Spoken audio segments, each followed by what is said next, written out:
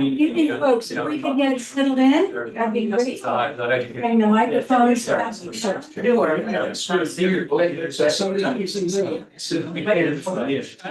Thank you. Disappointing.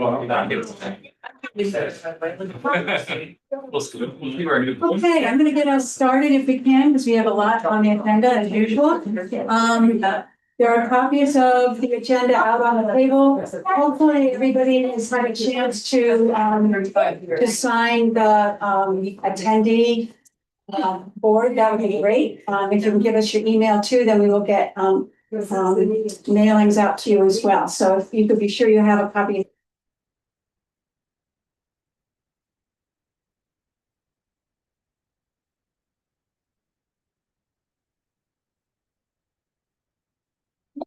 I'm going to do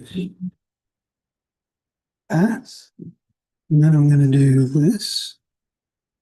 And I'm going to do, let's see where I'm here.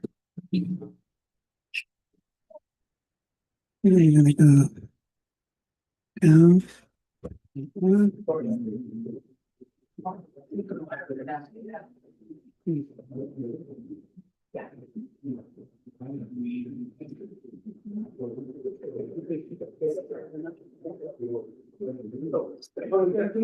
Okay, good evening. This is a meeting of the Ward 1 NPA on December 10th, 2025. I'm Carol Livingston. I'll be the facilitator for tonight. And we will go around the room here in just a minute to have us all introduce ourselves. First thing that I wanted to thank Sarah Montgomery, who is here today to take Barbara's place. Sarah's our host and is enabling us to be able to have our folks at home be able to join us. Wards 4 and 7 are also meeting tonight. That's unusual. They normally meet on a day that this year is going to be New Year's Eve, Christmas Eve. So that's why Barbara was our split. So she trained Sarah to come help. So we really appreciate Sarah you coming out. A lot of us appreciate Charlie Giannoni to come to get this recorded for us for Town Meeting TV. So thank you both very, very much. So I'm Carol Livingston, a member of the steering committee, and we'll just go around the room if we could. We'll start here with Troy. Just introduce yourself and maybe the street that you live on. Full position. Troy Hedrick. I live on Billy Court. I'm also one of the reps, state representatives for this district. Cyril Flash off of East Avenue at Co-Housing. Sorry, my mouth is full. Linda Bowden on Brooks Avenue. Brett Bowden with her. Jonathan Chapasogo, I'm on the steering committee, live on North Prospect Street. Turn this on, maybe we can.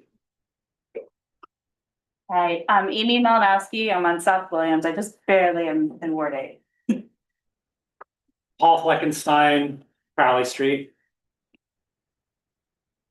I am Evan, Tebow Parkway. I'm MJ Patchett, also Tebow Parkway.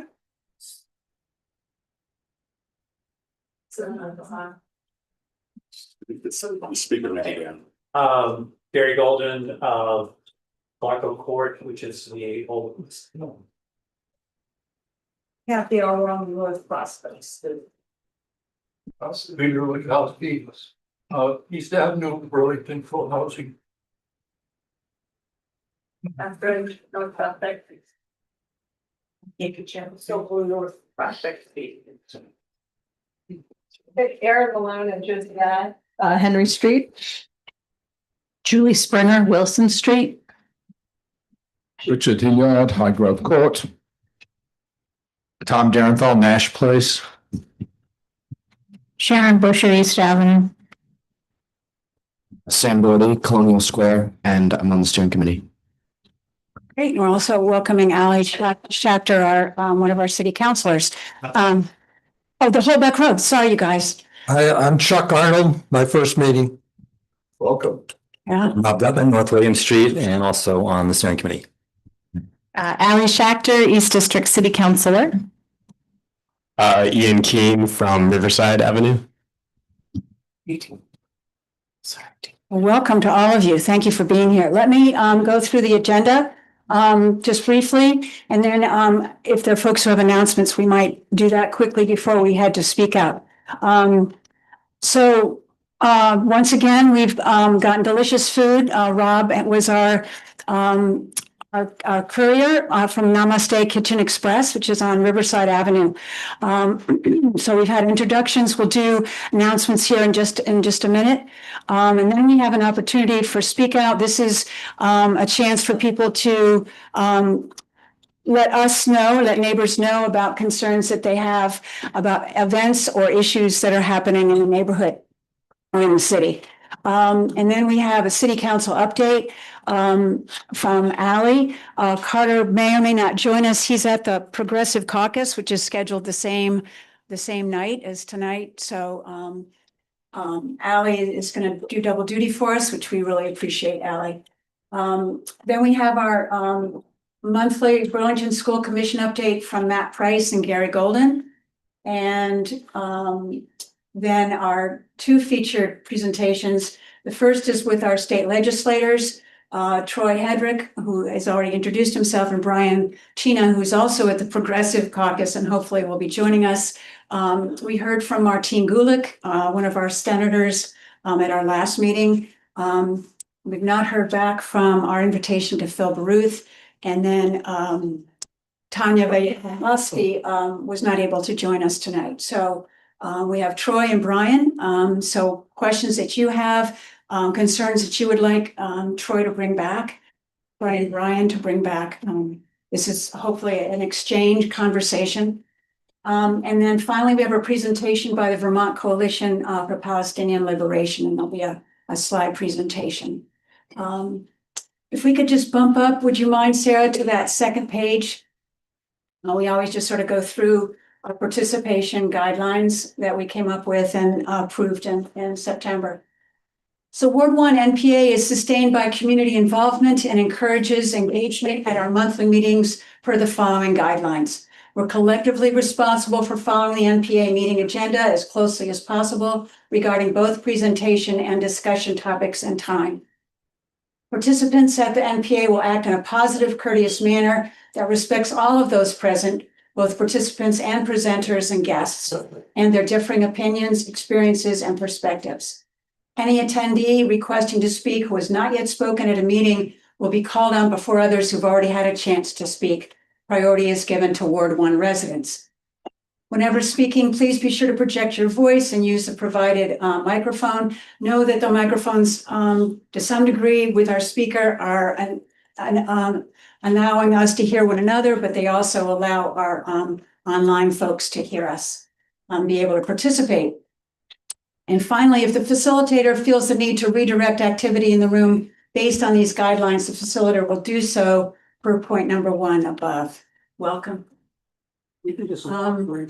Okay, so I'm going to go back through and double check if, was there anyone who wanted to make any announcements before we move to speak out? Yes, Rob, thank you. Hi, so I just wanted to take just 1 minute to share with you a little bit about the all wards NPA steering committee meeting we had last night at City Hall in Contois. Sorry, Rob. There you are. Online, that's me. Is this better? Yes, thank you. I think Jonathan did most of the organizing on getting this group together. We had 5 wards attend, and the most impactful part of the evening for me was a workshop we did with one of the city attorneys, Emmett, last name? Wood, on open meeting law. It was enlightening and interesting and will help, I think, the steering committee follow all of the obligations of open meeting law as we conduct business here at the NPA. We also talked about the mechanics of actually implementing the NPA resolution that was recently approved at City Hall, City Council, and we brainstormed about other topics to bring to our next meeting and who might organize it, and a couple of other details here and there. Please take a look at the minutes that are posted online, as well as the video recording, which should also be posted online, either is or should be at some point soon. If you have any questions, you can bring them to any of the steering committee. Both Jonathan, Carol, and I were present, and that's all I want to tell you. Any other announcements? Okay, so we're going to, if you wouldn't mind, Sarah, bumping us back up to the agenda. That'd be helpful for me. Thank you. So at this point, do we have folks who are interested in sharing with us concerns that they have, issues they have, that they feel we should be aware of? Yes, Sharon, you have a mic? I will. Just a moment.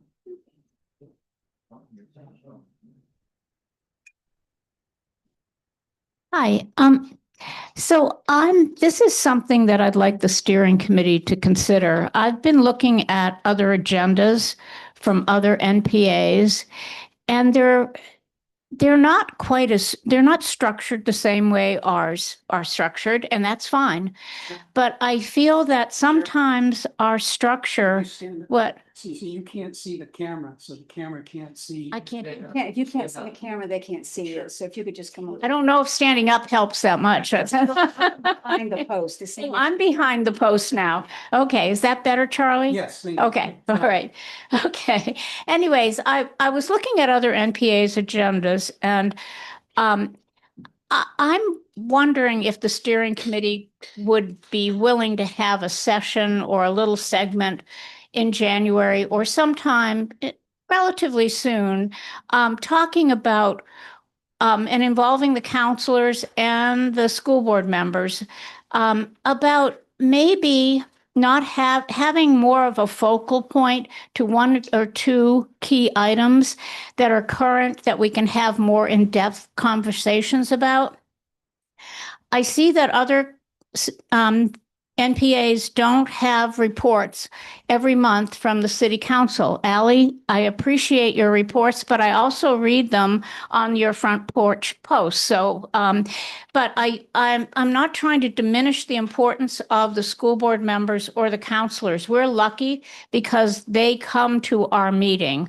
I'm not sure the attendance is the same at other NPAs, but my point is that I'm going to cite something. We didn't get a chance to hear a presentation about open space. Now you're going to say, oh God, she's not going to ever let go of that. But the bottom line is that open space might seem like a light topic, but it is instrumental in the livability of Burlington as we develop. And the plan, and I've been following this plan through all the departments and the planning commission and the city council. And there's a legacy fund that's used to support open space. My point is there's a lot to digest. We didn't have a chance to even understand it. And there may be an ask for increased funding. I want this ward to be well informed about this. And so I'm using that as an example. There are times where we have so much crowded into our agendas that we may miss out. And I'm trying to figure out if we could have more flexibility. This is all for the steering committee and the elected officials to digest perhaps first, but then include us also in this discussion and looking for a little more flexibility. So thank you. Thank you, Sharon. Yes, Richard.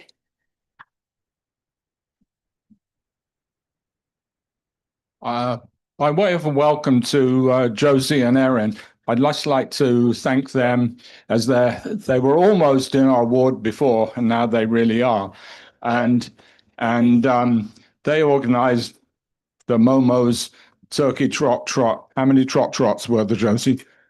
Trot. At Thanksgiving, and it was a wonderful community event. And I'd just like to welcome Erin and Josie and say how great it is to have them in our ward. And I recognize everything they've done in the community to date, and hopefully, because I'm an advocate. Thank you, Richard. In the future too. Welcome. Thank you. Thank you very much. Other folks who might have either an announcement or something to share with the group. Yes, go ahead. Okay, I'll just share this even though it's my first day. I need the microphone. Yeah.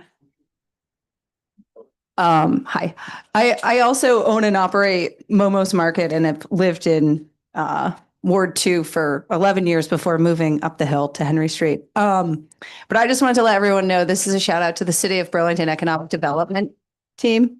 We just dropped some books. Is that they reached out to me about a grant through American Express that they thought that I might be a good fit for. That's like a pretty a specific lift. And so they reached out last week. I have like a project ready to go. And then today I met with them and they like supported me to like sit down and write the entire grant out. So I just wanted to just say like, it's so fun to see a shining light in our town. And so that was one when they reached out to me and supported me today in my work. So just wanted to share that with you guys. Congratulations. That's great. I haven't gotten the grant and it's not from them. No, but- I know, but it's, you're working on it. Thank you. Thank you. Thank you. Yes, Peter. Every night now, for the rest of the winter, there will be crows coming from as far away as St. Albans and Montpelier, that far away, into our city. Well, they've been using our ward over the years as a staging point, and that, so look up, notice them, well, they're quite a number of them. It's an amazing spectacle. Yes. Thank you, Peter. Anyone else to add anything? Yes, go ahead. I'm Chuck, and I live off of Riverside, Riverwatch, and I do a lot of walking in the community here, and I'm concerned about safety. I strongly feel that there needs to be a speed limit on the sidewalks. I know it sounds silly, but I've had bicycles and motorbikes go by me at 20 miles an hour, and I think it's dangerous. And I don't think motorbikes should be allowed on the sidewalks. Those are two things. And the third thing is I'd like to see one side of the street parking from December 1st to April 1st. It would allow the snow plows to make a better clearing of our roads. So that's my take. Thank you, Chuck. We actually had this fall, we had Chapin Spencer and Julie Laura Wheelock. and Laura Wheelock come and speak. And we asked them, we had quite a lengthy conversation about bicycles. So you've come to the right place. You have people among you here who are very concerned about the same issue that you've raised. I think there's real interest on the part of local motion, on part of the city, on the part of, local people who would really like to work on this issue. So if that's something that there's a group of us that would like to really get working on, I think it would be great because there is certainly a lot of interest and work that is happening throughout the city on this issue, but it doesn't feel like that when you're walking down the sidewalk.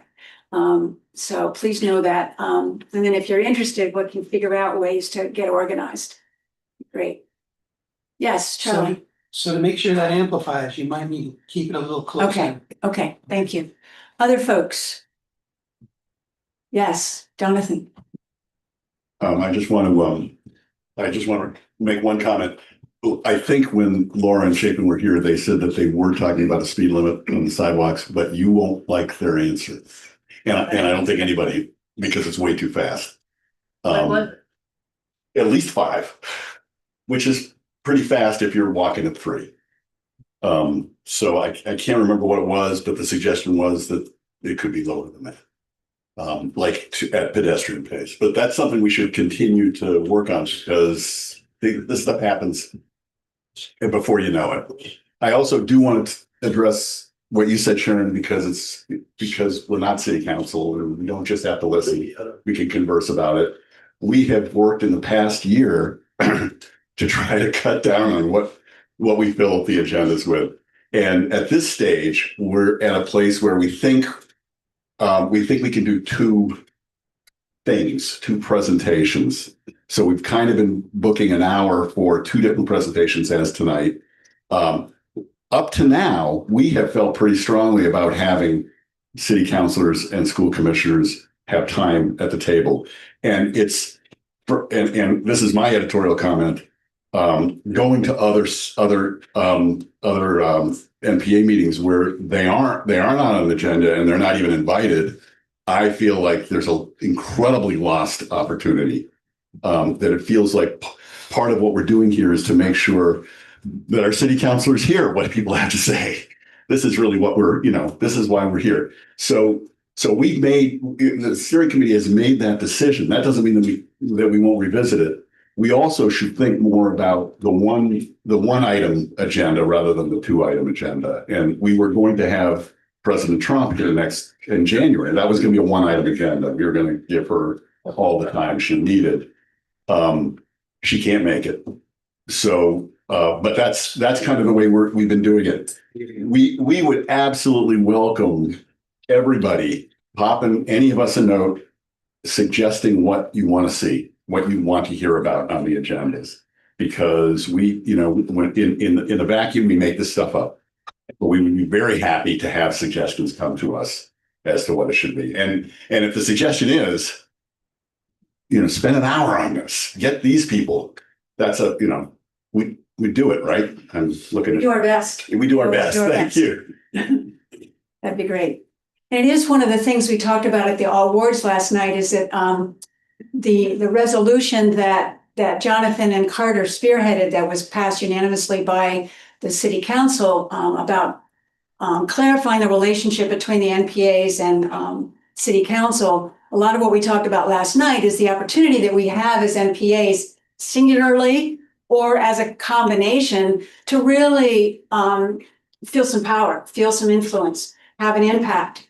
And that, as I said last night in frustration, I feel like our particularly our state officials will say, well, Vermonters think this, or Vermonters are voting this way. And I think it's really, really important that we clarify what we Vermonters really feel about different issues. And the NPAs are a really important way to do that. And so keep that in mind in terms of issues that are really important to you, that you feel like that we should make some movement on. The NPAs are an opportunity to help that happen, I think.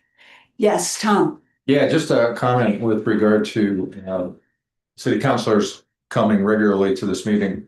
Maybe a good compromise is not to eliminate them, but to ask them to focus on 1 or 2 things, because that over the past month that they think are the most important things to talk about. So we bring a little more focus and not just go through a 15-second tapping on a whole bunch of different topics. Okay. Carol, can I just respond? It's not all or nothing. I'm not suggesting that the city council and school board members not have an opportunity. I'm just saying that, as Tom was saying, the counselors themselves know there are times where we want to hear from them. The budget cycle, we want to hear from them on a regular basis. But to work with them to find out, is there something that really the neighborhood should be informed about and talk about. I'm looking for some flexibility to allow us to have more in-depth conversations about topics that are current and that they've got a timeline too. And if we miss that opportunity, then Ward 1 doesn't have a say or doesn't have an opinion. And I think that's a real loss. So thank you. Thank you, Sharon.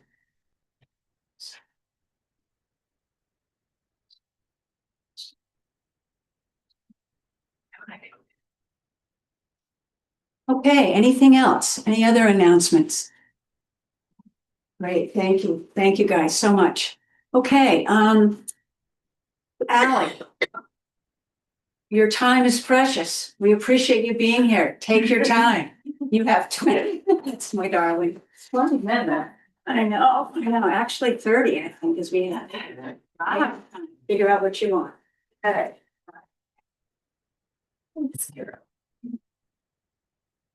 Hi, everybody. I know you just said maybe we limit to 1 to 2 topics to go deep, and I have about 7 things here to update you all on, because we've had fruitful last few council meetings.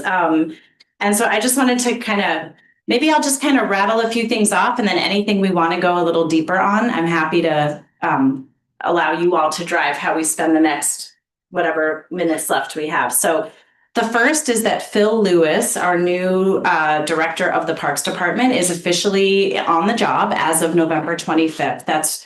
Our Parks Department has weathered a really significant leadership transition with grace. And in addition, they were probably the hardest hit by the reductions in force that we had with this current year's budgeting cycle. So the fact that they now have a leader at the helm, they're rebuilding. I think it's off to a really positive start so far. And he brings about 25 years of experience in Parks Department type work. He's worked with really large districts, most recently in California. So I think he's going to bring a lot of expertise and perspective on what he's seen work in other places and really help us move our Parks Department forward. So that's been exciting, and I've only heard positive things so far. And the search has begun for a permanent HR director, human resources director at the city level.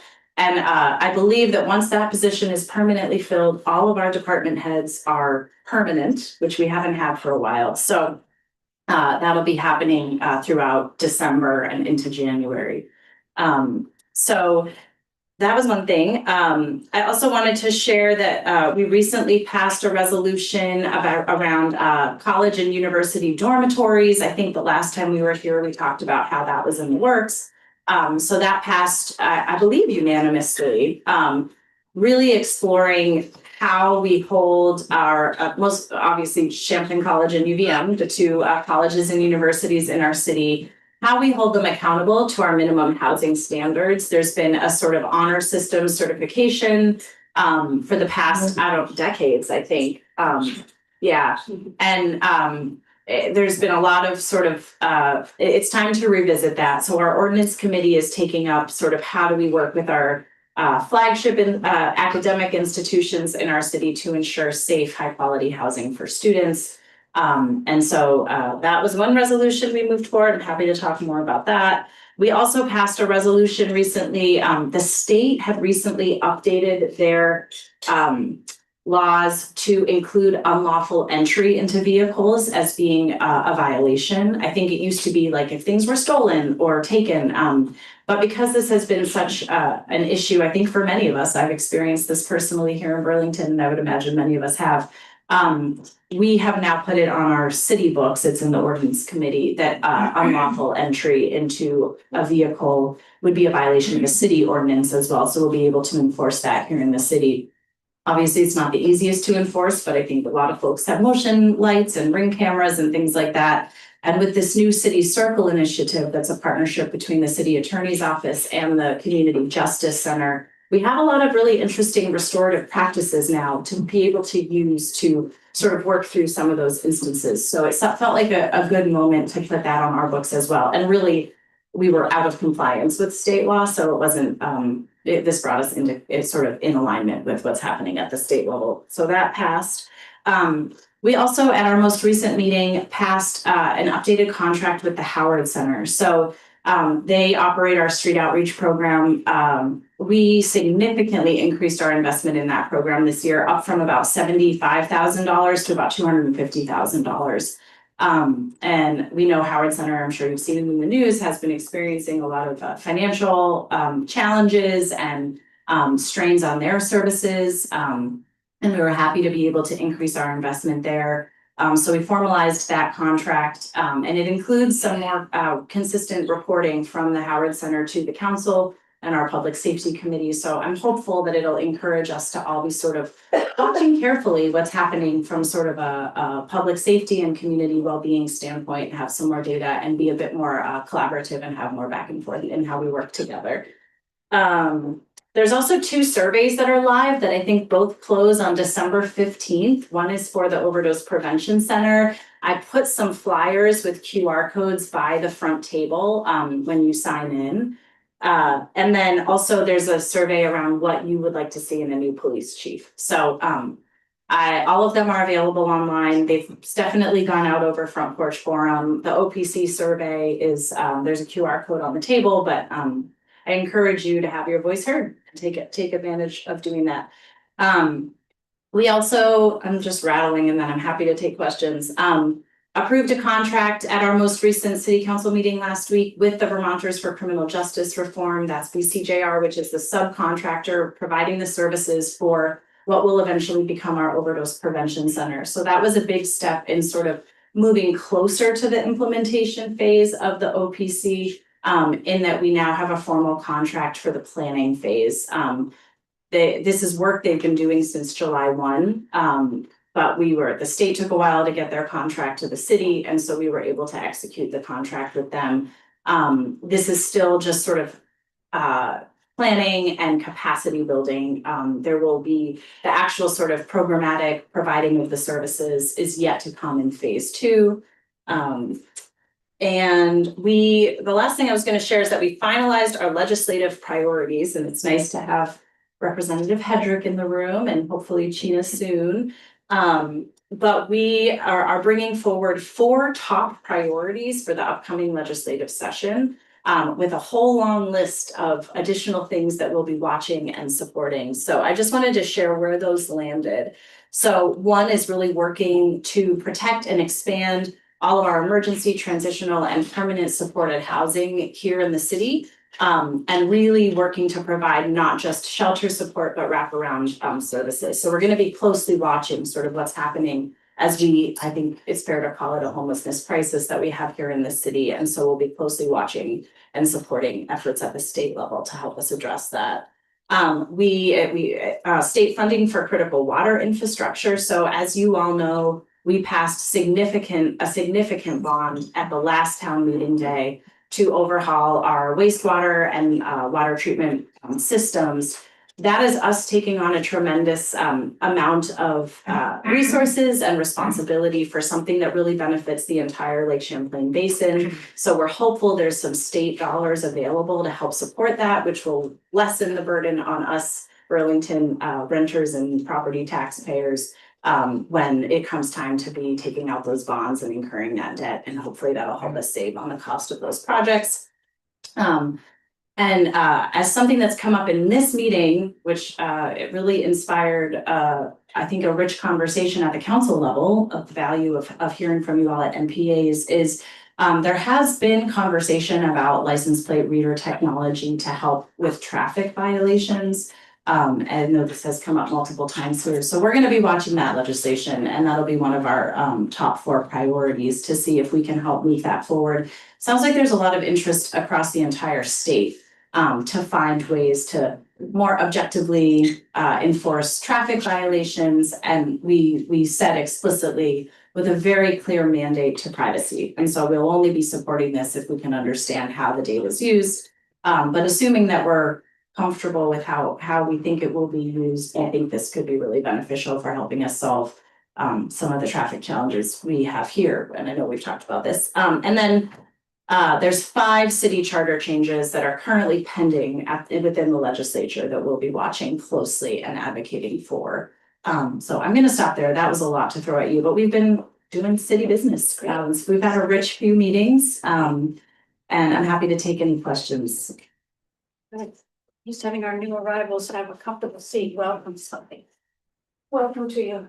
Thanks for being here. And then, so Karen and other folks, just feel free to come right across when you want to come on in. Okay. All right. Do we have questions for Ally? Brett? Is there a microphone? Oh, sorry. Ally, I'm just working. I'm just kind of curious on that last item of the state supporting the water and lake bonds that were passed last year. It seems to me a logical source for those funds is the Clean Water Fund at the state.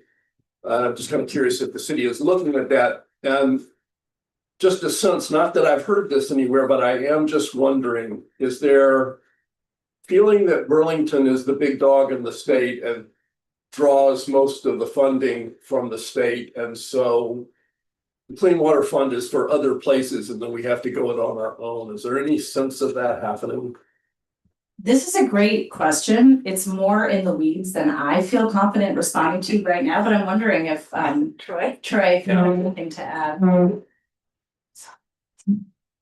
In many ways, the answer to that is yes. It's not so much with the Clean Water Fund that happens to be in my committee, the Institutions Committee. I do recall, I would have to look at the details, but I do recall Burlington getting everything that they had asked for from that fund. As we phase that out every year, I'm in pretty good contact with Megan, the director, so I'll watch it. I don't know what the ask is this year even. I don't know what the governor's budget is yet, so, but I do recall, and I'll double check this, and if it's wrong, I'll post it. That Burlington got what they wanted for it. That's good to hear. Okay. Good to hear. But yeah, there's no shortage of Burlington sort of getting poo-pooed. Yeah. Yeah. Thank you. Other questions for Ally? Yeah, Sharon. Ally, if there aren't, It's on. if there aren't a lot of other questions, I think it would be great to have you talk about the 5 charter changes that are just stagnant right now, and hopefully will move this year. Yep. I think it's important to have people know what those are. Great, yeah, I can just go into that right now. Maybe explain that we voted for them and they've gotten, just what the process is. Yeah, that's exactly right. So when we approve charter changes as voters here in the city, changes to our city charter ultimately have to be voted on at the state level before they can be put into our charter. So it's a bit unusual, I understand, to have 5 charter changes pending, but that's what we have right now, which we really want to keep them moving. And in a way, we've spoken, we've said what we want, and it's up to the state now to sort of allow us to put it in there. So it's a funny system, but that's how it works. So the 5 charter changes, one is around banning guns in establishments that serve alcohol. You might remember voting on that. That passed overwhelmingly with 87% of the vote. There's a couple around tenants' rights and housing affordability. So there's one around rental protections and just cause eviction, as well as the potential for cities and towns to implement rent stabilization. So that passed in 2021 with 63% of the vote. And then another around requiring landlords to notify tenants of rent increases in a more timely fashion. Currently, the required period is 90 days, and we would like to make it official that would be increased. And we passed that with 65% of the vote in 2025. Then there's one around police oversight, which I think was on the last November ballot, to create an independent police oversight panel within the police commission. That was approved with 62% of the vote.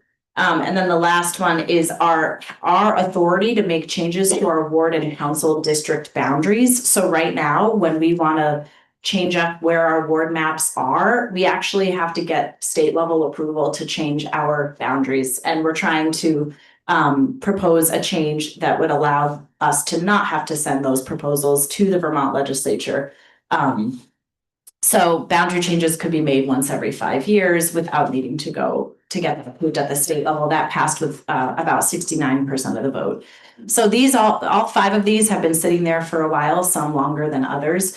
We've also, the council recently approved, and this was on my list, but I was afraid I was boring you all, so I'm glad you asked about this. This is a really important one. On the town meeting day ballot in March, you're going to see a question about adding the Office of Racial Equity, Inclusion, and Belonging into our city charter and making that a chartered city department.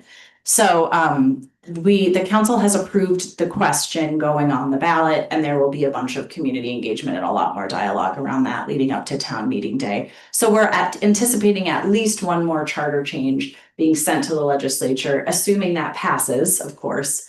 And there could be others for the next town meeting day. So we want to be really encouraging this queue to be moving along and clearing out. And if we've spoken as voters, we would expect the state to support that. So,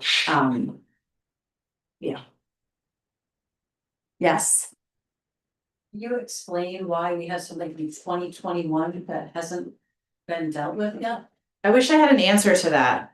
I don't. Troy does. Thank you, Troy. This is a really good example of some Burlington not getting the, I guess. I don't know. I don't know how to say this. So the 2021 is the tenant protection one, right? Yeah. Yeah. And specifically to that one, the reason is the legislature was hesitant, as a whole was hesitant to pass that sort of charter without, they didn't want to create it city by city by city. They wanted a statewide law on tenant protections. I personally, and I make this argument often, am of the mind that if town or a city passes a charter change, especially by the numbers that we've seen in these 5, it should be a no-brainer unless it's something that causes harm to the state itself. That unfortunately doesn't get it out of committee. So these charters go to the GovOps committee, and sometimes they take them up and sometimes they don't. They have a propensity to pass the really kind of easy ones. But when you start getting into tenant protections, which gets into landlord rights, you start getting into gun control, you get a lot of people who really are ready to have that debate. And in some ways, I believe our legislature is fairly conflict avoidant to the detriment of these sorts of charter changes. So that's the general answer. We'll try again. I know the Burlington delegation, there's 11 of us in the House, are all pretty committed to trying to make this work. One of them is on GovOps, Bob Hooper from the New North End. So if you really want to see some of these charters, you would not be on a line to email him directly and say, what can you do while you're in committee to get these things moving?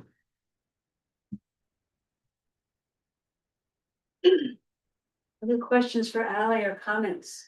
Yeah, Richard.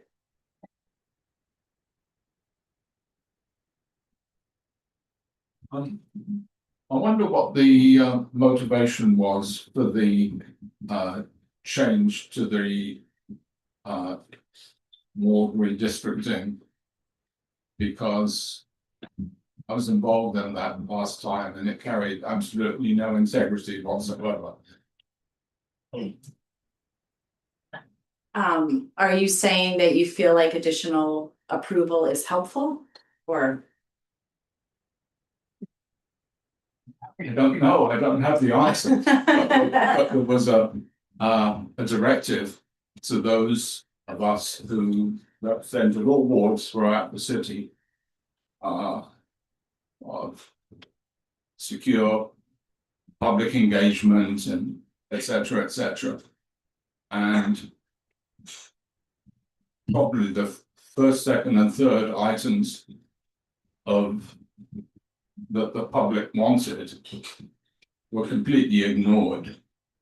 And it was basically the previous mayor got what he wanted and rubber stamped the whole thing. And I don't think that whether you do it every 5 years or 10 years or 15 years, unless you can find some way of inputting some integrity into the process, it's a waste of time. I appreciate that feedback. I was not in this seat at the time that happened, so I can't completely speak. I mean, I think there's, practical reasons for us to be able to have, the authority to adjust our own maps without needing the state to approve it. I know other cities and towns in Vermont have that authority. But I can't speak specifically to how the process went last time. Yeah, Sharon. Just one thing about what Richard spoke about. I was on the council, and that was the hardest time, because people put forward really good ideas from throughout the city. And there was a proposal to have equal representation for 8 wards, to expand the council to 16 members. And then there was this power struggle. And everything that was provided to the council that I was part of was pushed aside for 4 districts and 8 wards, and the gerrymandering. What I believe is being asked is that it won't improve the local process, but there is another layer that is also not a wonderful process, where the legislature not only can approve it, but they can redraw the boundaries. So that adds another disconnect to the community. So I think that what we're asking for at least removes one layer of the problem. It doesn't solve the problem, but it removes one layer. So I'm in favor of what we're asking for that reason. But it doesn't address the issue that Richard raised. Thank you for that context, Sharon. Anyone else? Questions for Ally? Yes, Angie. Thank you. Ellie, I'd just like to say thank you.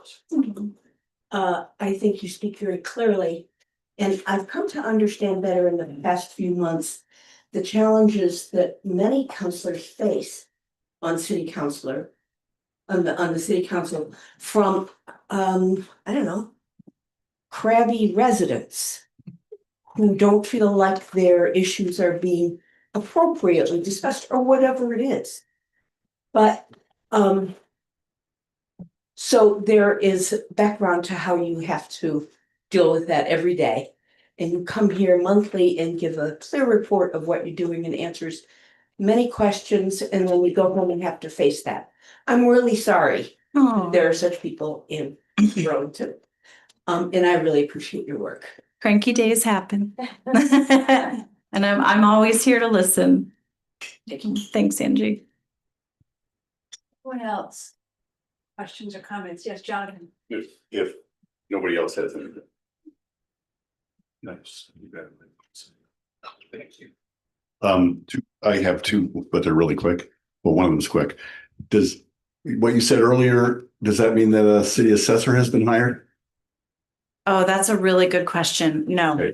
Okay. I don't know if they count as a department head. Oh, of course. No, that's a good question, Jonathan. The other one has to do with these the charter changes that we're trying to get through. And it feels like between what you said and what you said, Troy, there could be opportunity for a bigger voice in the form of an NPA or a bunch of NPAs to write something to somebody that may or may not have impact, but might.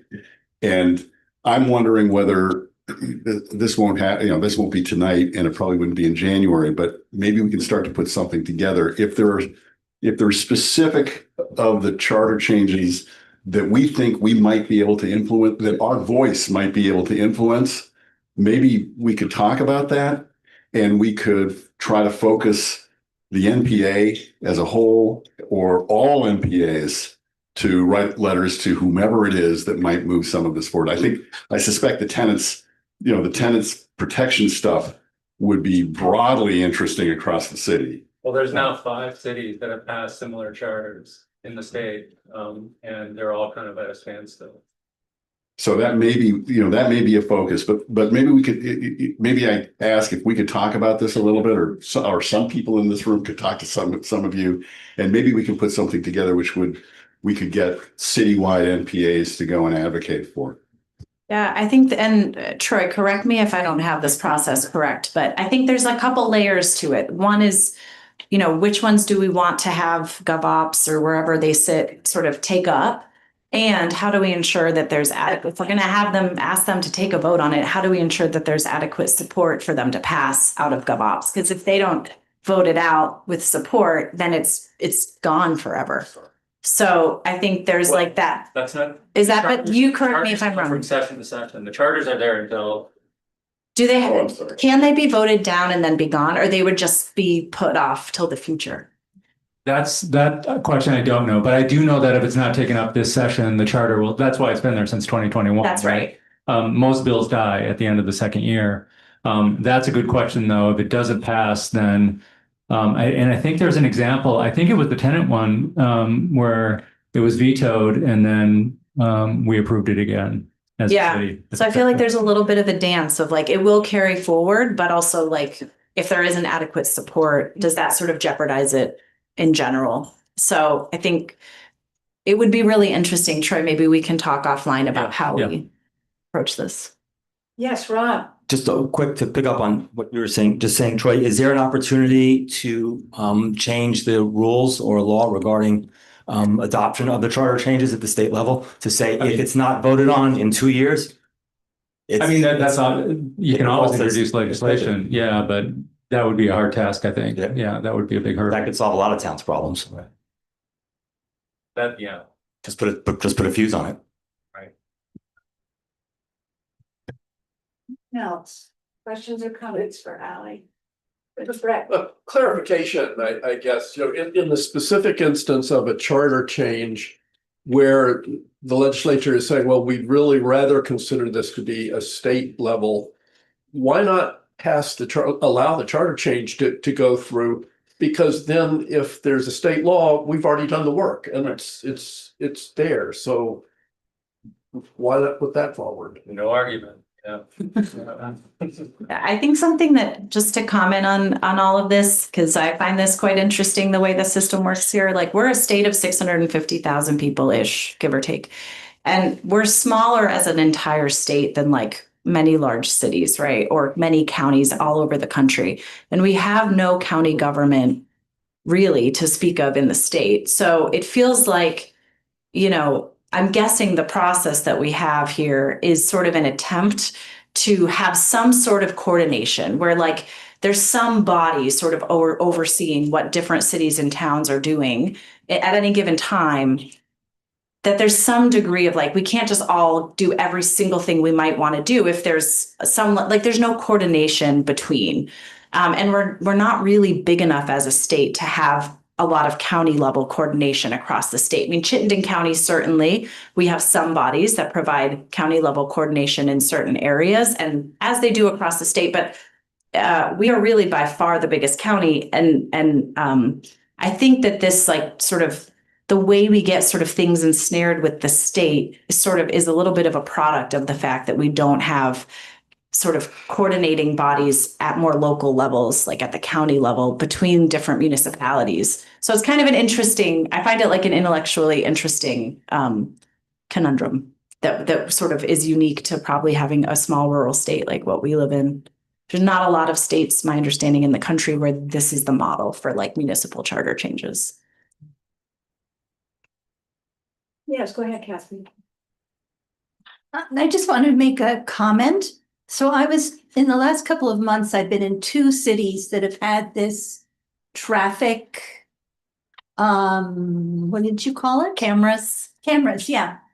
I was just in it this weekend. I was in an Uber and the Uber was using Google Maps or whatever, and they notified the driver and the driver slowed down. I mean, he stopped. And the other time I was in another city where my brother-in-law, who was notorious for running yellow lights into red lights, he also stopped. Yeah. So I don't know. I think it sounds great. I mean, that's valuable feedback. Really, to me, the biggest concern is privacy because, beyond that, it makes a lot of sense. And I think we all see people run red lights and stop signs here regularly. There's major safety concerns on our roadways.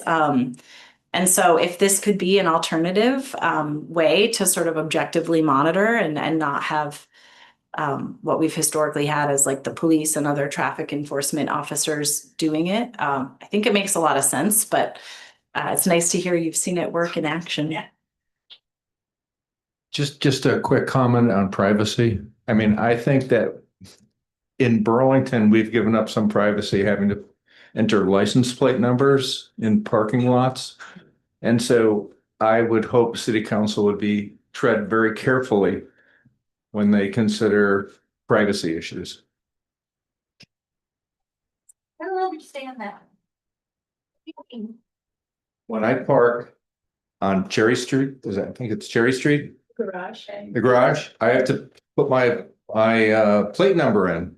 Like into Park Mobile? Yeah. Into the kiosk to park. And so there's a record that I was there at such and such time. And why does that concern you? It's a privacy issue. I don't want people to know where I am. And that's a third party, like that's not a city run. We contract with a third party like Park Mobile for that. And when you patch this together, right, when I leave my house and a traffic cam catches me on East Avenue and then catches me going on to I-89 and then down to Boston, right? Or these cameras start tracking patterns of behavior and somebody is stalking me. Now they know where to find me and where I live and when I'm going to go to Lowe's or right. So this all patches together into some pretty significant privacy concerns. Yeah, I mean, I will say that like, you know, if you drive, you know, in any state that has like easy pass tolls, like there's a lot of places already doing this. Yeah. And so I think it's a matter of like learning how that's being done, what the protections are in place, but we would not be the first to have this technology. So I will be unpopular and speak for speed cameras. We lived in New Zealand, a country that used speed cameras. I know because I got caught by them 3 times, almost lost my license. And I think it's worth giving up a little bit of privacy. You would not believe what's on the dark web for all of us at the moment. For the benefits, I think, of being able to track a criminal who's taken something, or maybe people knowing that their speed cameras will slow them down so that we have fewer pedestrian and bike accidents. I think there's a number of benefits to it, and I personally would give up a little bit of privacy because I do that on a daily basis for the benefits of the speed cameras. I think there's a real revenue generation argument as well, or benefit I see if we were to move forward with this, that we know we as a city have significant budget shortfalls every year, had really challenging budget cycles. Richard, I credit you with shouting this from the rooftops, but you know, we are foregoing a fair amount of revenue by not having reliable like traffic violation tickets issued for many good reasons. But also it's the reality that if we were to do something like this, it could also be a revenue generator for the city at a time when we would benefit from some more sources of income. Anyone else? Yes, Karen. So I'm all for like Richard slowing down people and getting people to stop, but those cameras will only be at few key intersections. I propose that we don't have enough police, but I think we need people just like we have, what are they called? CSOs, people that can do simple traffic violations. And many years ago, Cindy Cook had, she was begging and begging the police to slow people down on East Avenue. And they did a 4-hour blitz. Richard, remind me, I feel like they got like $17,000 worth of traffic tickets in 4 hours.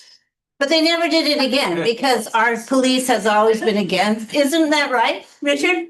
1,700. Oh. Are you sure? It seemed like a lot to me in 4 hours. Okay, well. That's what it was. But the number of offenders that there were.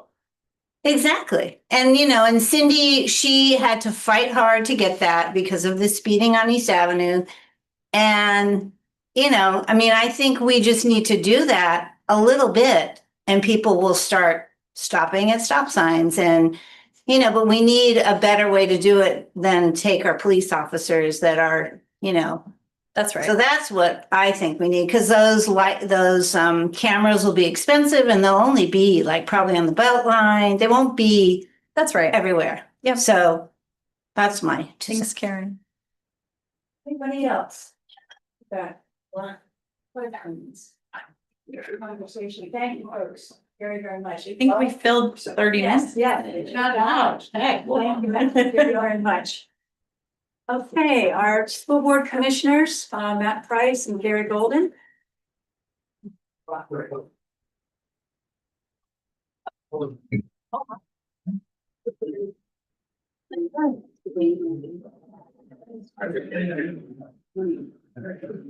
good. So you can do it, it's fine.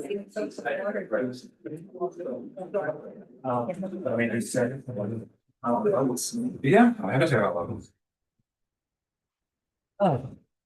Good evening. I'm going to hold myself accountable for some time because I talked a lot last time. So I'm Gary Golden. I'm the Ward 1 school commissioner. If you're interested in being on the school board, that spot will likely be open in March. So talk to me afterwards. It's actually a pretty easy way to serve the community. So you've probably heard the news about we get a December 1st letter as a school district from the state that predicts the average tax increase for the state. In case, quick primer, I'll be really quick. As part of our educational funding structure, mostly in response to the Brigham Law. Oh boy, I'm sorry. I know. Thank you. In the 90s, that school districts are required to provide a standard of education across all districts. Several poorer districts had come forward and families with children to basically make a case that there was no comparison between a gold town like Essex Junction with IBM at that point, or Vernon with Vermont Yankee, who basically had incredibly low school taxes, with these smaller districts that could have a large school tax but not provide the level of education the other towns would.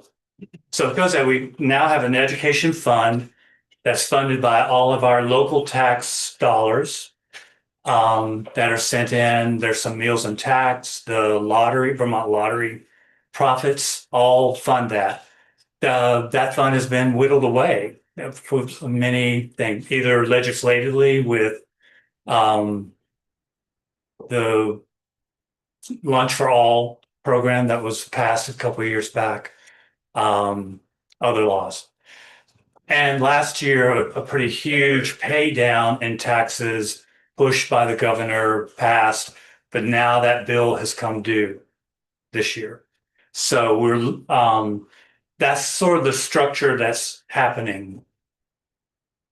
And so how does that come back to impact us? So in the many articles on BT Digger and the local areas, they've talked about they'll be projecting a 12% property tax increase for the coming year. We are going to meet next week with the school district to have a discussion about what what different budgeting models that our district, the Burlington School District, will come up with to determine what our property tax increase will look like. It seems as though there's Tom, the superintendent, is aiming to make it a slightly smaller number, around 9 or 10%, but we'll see what the different scenarios that he'll come up with to discuss. And so we're sort of waiting to hear what his models are and what those district issues will come from. I'm curious, this will be my first budgeting season, and I'm curious to see what they're thinking about allocating the budget. The district sort of gave a preview at the last meeting saying that they are trying to sort of minimize the amount of staff reductions in the school district, in the school buildings. They are going to be looking more at some central office cuts to make, which I think is very appropriate given the needs in our school and that we need more people in our school buildings. So we'll see what the budget comes with next week. I'm happy to report about that when we meet next. Another thing too is in our last board meeting that the district shared some data on the progress of the Burlington School District. And unfortunately, it looks like at third grade, this data were not good.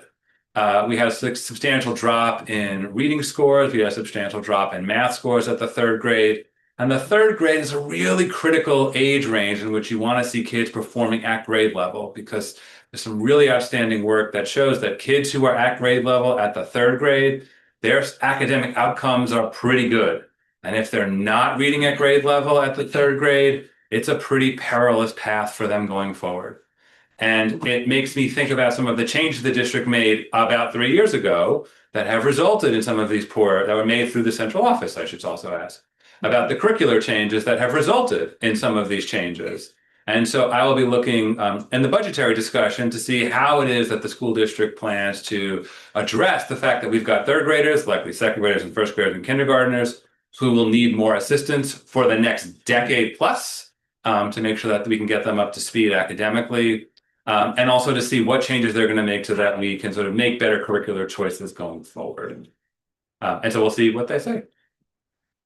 So the projected numbers that we saw at the last meeting, we're looking at about a 10.6% tax increase, which is below the projected number that Governor Scott and the Agency of Ed put out, which is a 4.5% decrease from last year, which was a pretty good tax year for us. As usual, what's driving it is inflation, it's insurance, it's staffing. We're pretty fortunate in that we may be one of the last school bonds that will pass. Yeah. Ever in Vermont. Even a district like Woodstock, Martine Gugas, both a school board member and a state senator, they may have to condemn that building within a couple of years. It is in such bad shape, but they failed on their bond this year, even seeing the disrepair. So those are the pressures that are happening. And I will say with our school bond is that our district did come in under budget. And so there will be able to sort of repay, there'll be less debt to service as a result, which will be overall better for the bond that we took out. The high school bond came in low. Yes. So we were not borrowing the last like $450,000 or so. So that will bring everything down. We're still projected. Yeah, I know. We're still projected as opening. Part of that was we got some funding after we did the bond for wastewater for the new tech center that's at the airport. So we had some money, and then the state, 16 million that we'll probably have to pay back at some point once there's a settlement for the PCBs in the building, if there is one. So that's sort of where we are, and trying to give you guys a few minutes to ask us any questions. Tom. Yeah. Has the school board considered merging with the Winooski School District? There's certainly room in the high school. There's about 300 extra spaces versus the number of kids who will go there next year. I'll jump in first. Okay. And there may be an opportunity to save some money. Well, regretfully, those are the two only buildings under construction or about to be finished in the whole state, and they're side by side. So they just renovated their building. I know, I got it. I would love it. And that's been a dream of Agency of Ed since I was in schools 20 years ago, would be. And it's, our Venn diagram, there is an overlap. But they're not interested. Yeah. We've been in conversation with them because we see these voluntary joinings going on. But they have backed out of that discussion. So it'll have to be forced. And I will say that with regard that I have spoken with many people in our ward, many people in this room about the district, I would say about district mergers. I would say that my consensus is that many people are in favor of merging, and everyone has a very different opinion of what that merging should look like. So there is, and so it is just interesting in that there's a broad array of opinions of how this should look. And so we will see what happens. Other questions? I have one question. This is where I really hope that we can focus a fair amount of our NPA meetings on what's going on at the state level with this, with the maps and redistricting and merging.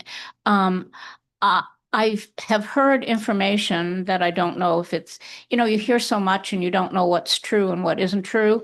But you mentioned how initially how the state formula and the funding came about because you had communities that didn't have adequate funding, and you had those who were gold towns. And so some children got just the basics, if that, and other children got everything. And so with this whole process, though, I keep hearing that the funding may go back to that inequity that we heard that we had originally. And I'm really worried about that.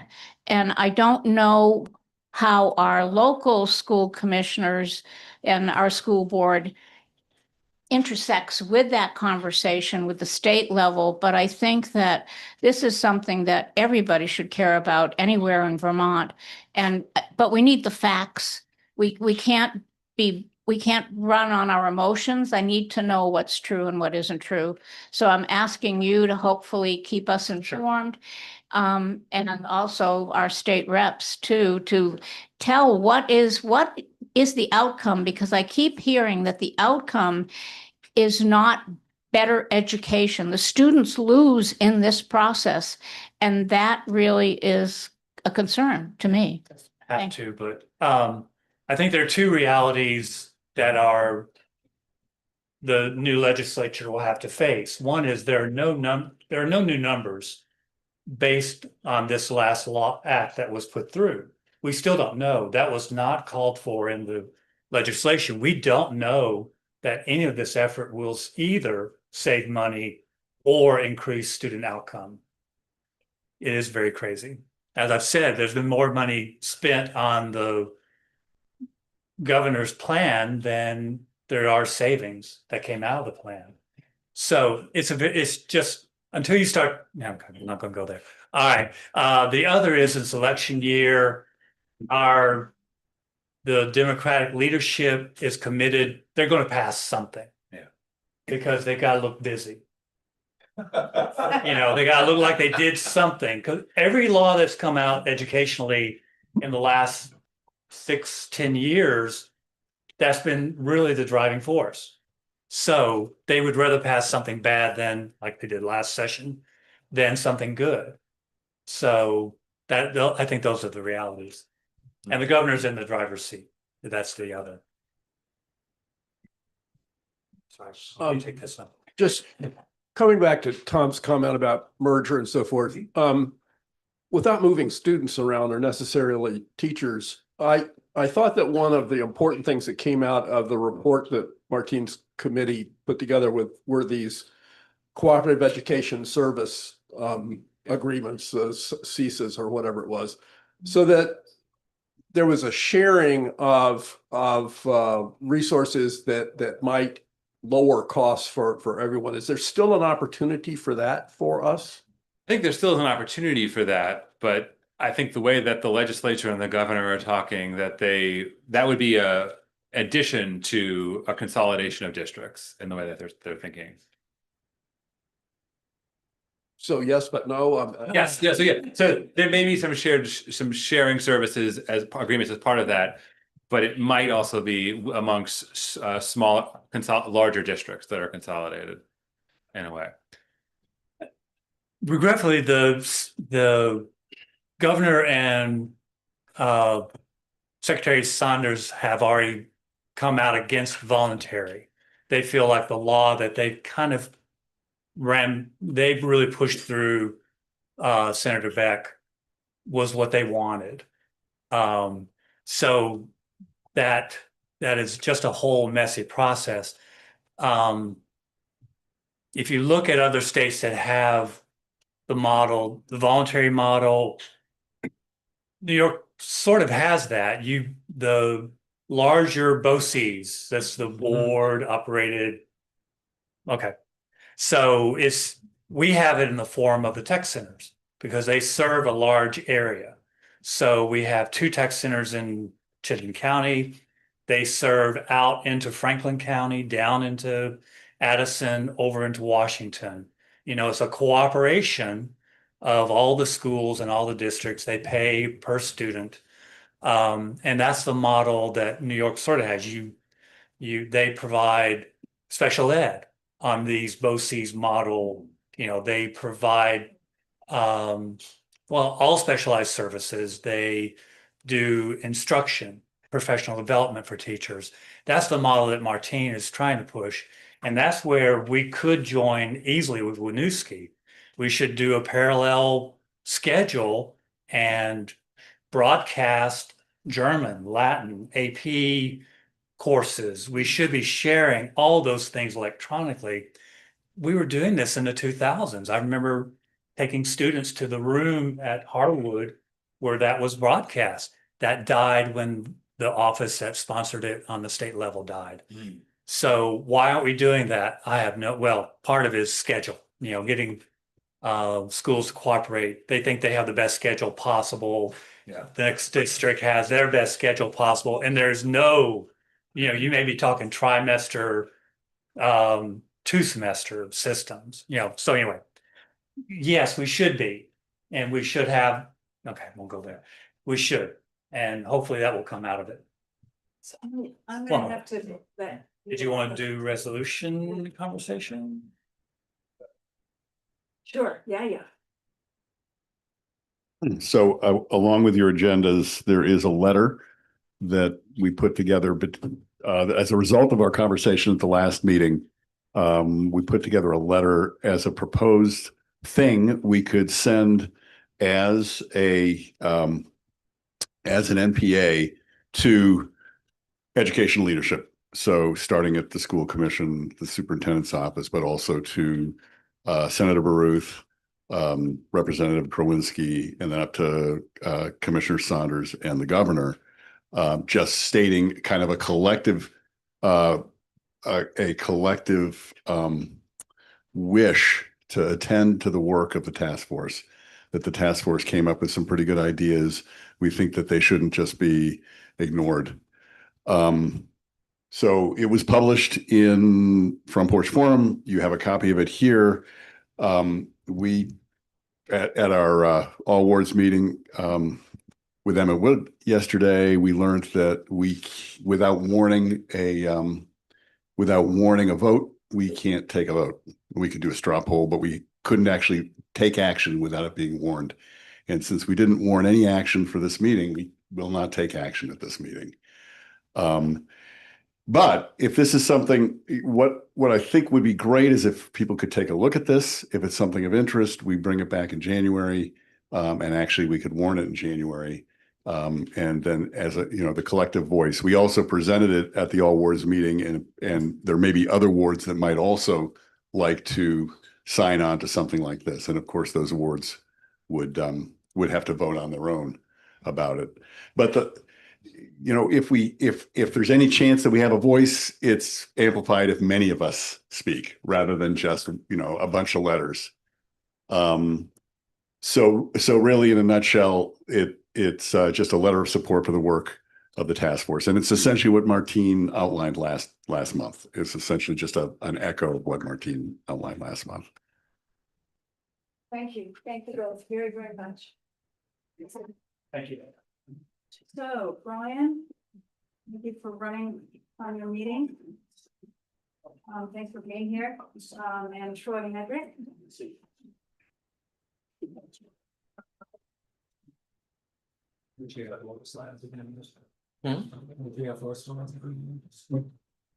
You need 5 minutes each to get a question and answer. Is that? Sounds good.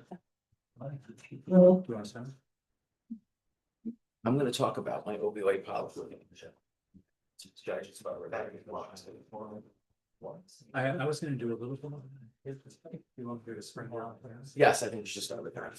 Okay, before I get into what my personal legislative priorities are going to be, I'm just going to talk a little bit longer on the education piece. And I kind of want to calm the mood and remind this room that last year at this time, last Wednesday, we were at the State House getting the fiscal state of the state. Last year at this time, we were told to expect increases in property tax in excess of 20%. That didn't happen. We are at stage 1 of a very long train of things that have to happen before all of this gets settled out. And we are still, right, no new legislation has passed. We are still at the point, or we are still a state where the local communities decide their school budget. And that's going to happen in March. Gary and Matt are going to be working on the budget over the next few months. They're going to warn that budget. They're going to present it at town meeting day. This community is going to vote on that budget, just like all the communities around the state. Those are all going to get sent to the legislature, and by statute, we have to pay for those. So the Ways and Means Committee is going to figure out how to do that. But that is the process right now. We control, communities control. This is a big part of the current debate going on here, the local control aspects that are at risk of being taken away through the new legislation. Right now, this year, we are still in control locally of what our school budget is. They're going to do the numbers. The school board's going to do the numbers. They're going to present to you, this is what our proposed budget is. This is the impact it's going to have on our property taxes locally.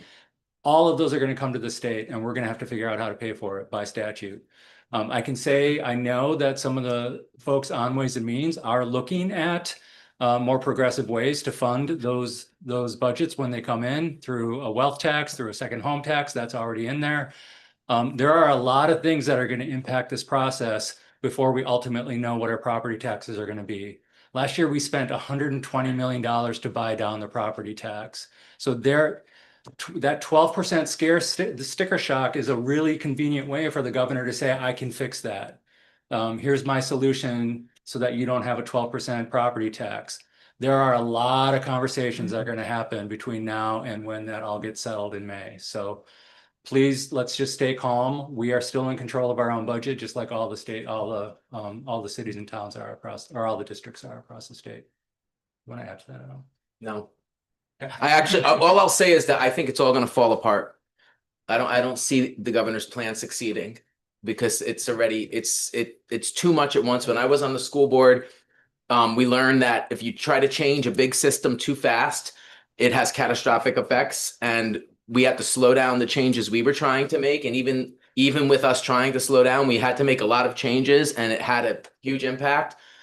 I don't think this is all going to pan out like anyone thinks. So I think we just need to resist it and bring forward practical solutions to how to raise revenue in a way that takes it from where it's been accumulated unfairly. And we also have to look at how to spend money more efficiently, not just on education, but in every system of government. And I have more to say about that during my additional remarks. So, okay, I'll just transition into that. So, I'm going to focus. There's a lot of things on my mind, but I'm going to focus on healthcare and on my opioid policy fellowship. So I'm a 2025 opioid policy fellow with the National Conference of State Legislatures. So I'm like one of 9 people nationally who were, and I was recruited due to my history working on the issue. They didn't even know I was a healthcare worker when they first recruited me, or how involved I am in what I call the polysubstance pandemic.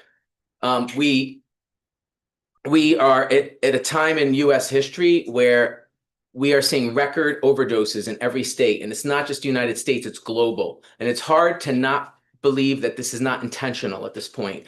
That pharmaceutical companies in the 90s incentivized opioids being prescribed for the 5th vital sign pain, and then they invented a cure. Methadone, buprenorphine, etc. Now our children are being put on methamphetamines, and they are racing to patent a cure. But the cure that exists out there is a plant medicine that has been used for thousands of years in Africa.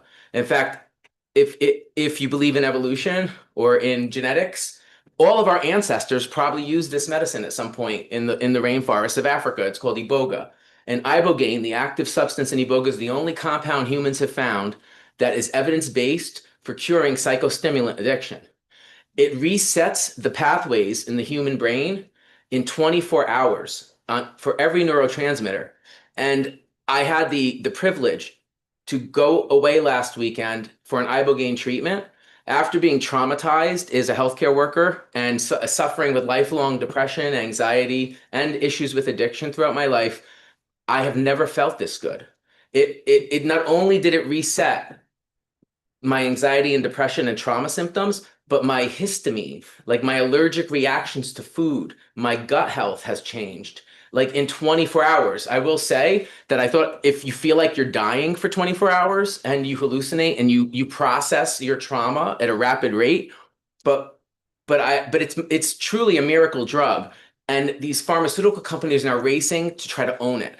However, the state of Texas is leading a 13-member coalition of states to create an interstate research compact so that the public can own this medicine. And Vermont has the opportunity to be the 14th state. Ironically, we were the 14th state to join the union. So one of my priorities is going to be to try to convince my colleagues for us to invest a small portion of our opioid settlement funds and join this research compact. And then Vermont can be a state where we can rapidly test and deploy this miracle drug. I mean, could you imagine if the hundreds of people struggling on our streets had the option of a 24-hour treatment that would eliminate withdrawal symptoms? And then we rapidly rehouse them. This could change the course of human history, because it really does cure more than mental health issues. It's showing to be able to cure physical health issues, like my arthritis issues are better from one treatment. So there are other psychedelic assisted treatments that I'm also encouraging us to explore, like psilocybin mushrooms is another medicine of promise. It's being used by the VA to treat trauma in pilot projects around the country. And interestingly, because RFK is anti-vaccine, but pro psychedelic assisted treatment, it sounds like President Trump is going to greenlight rapid research and development. And you would wonder, like, what's the kicker? But what it comes down to is, regardless of our political party, no one wants to see people suffer from addiction. And so I think this could be something that unites us at a very divisive point in US history. In addition to that recommendation, another thing I'm working on is the development of a pilot project for a justice and recovery hub and spoke system. Vermont is renowned for our hub and spoke system, which is primary care providers and clinics providing medication-assisted treatment. Well, New York City is creating justice hubs, closing Rikers Island and creating county jails, but the county jails are not jails.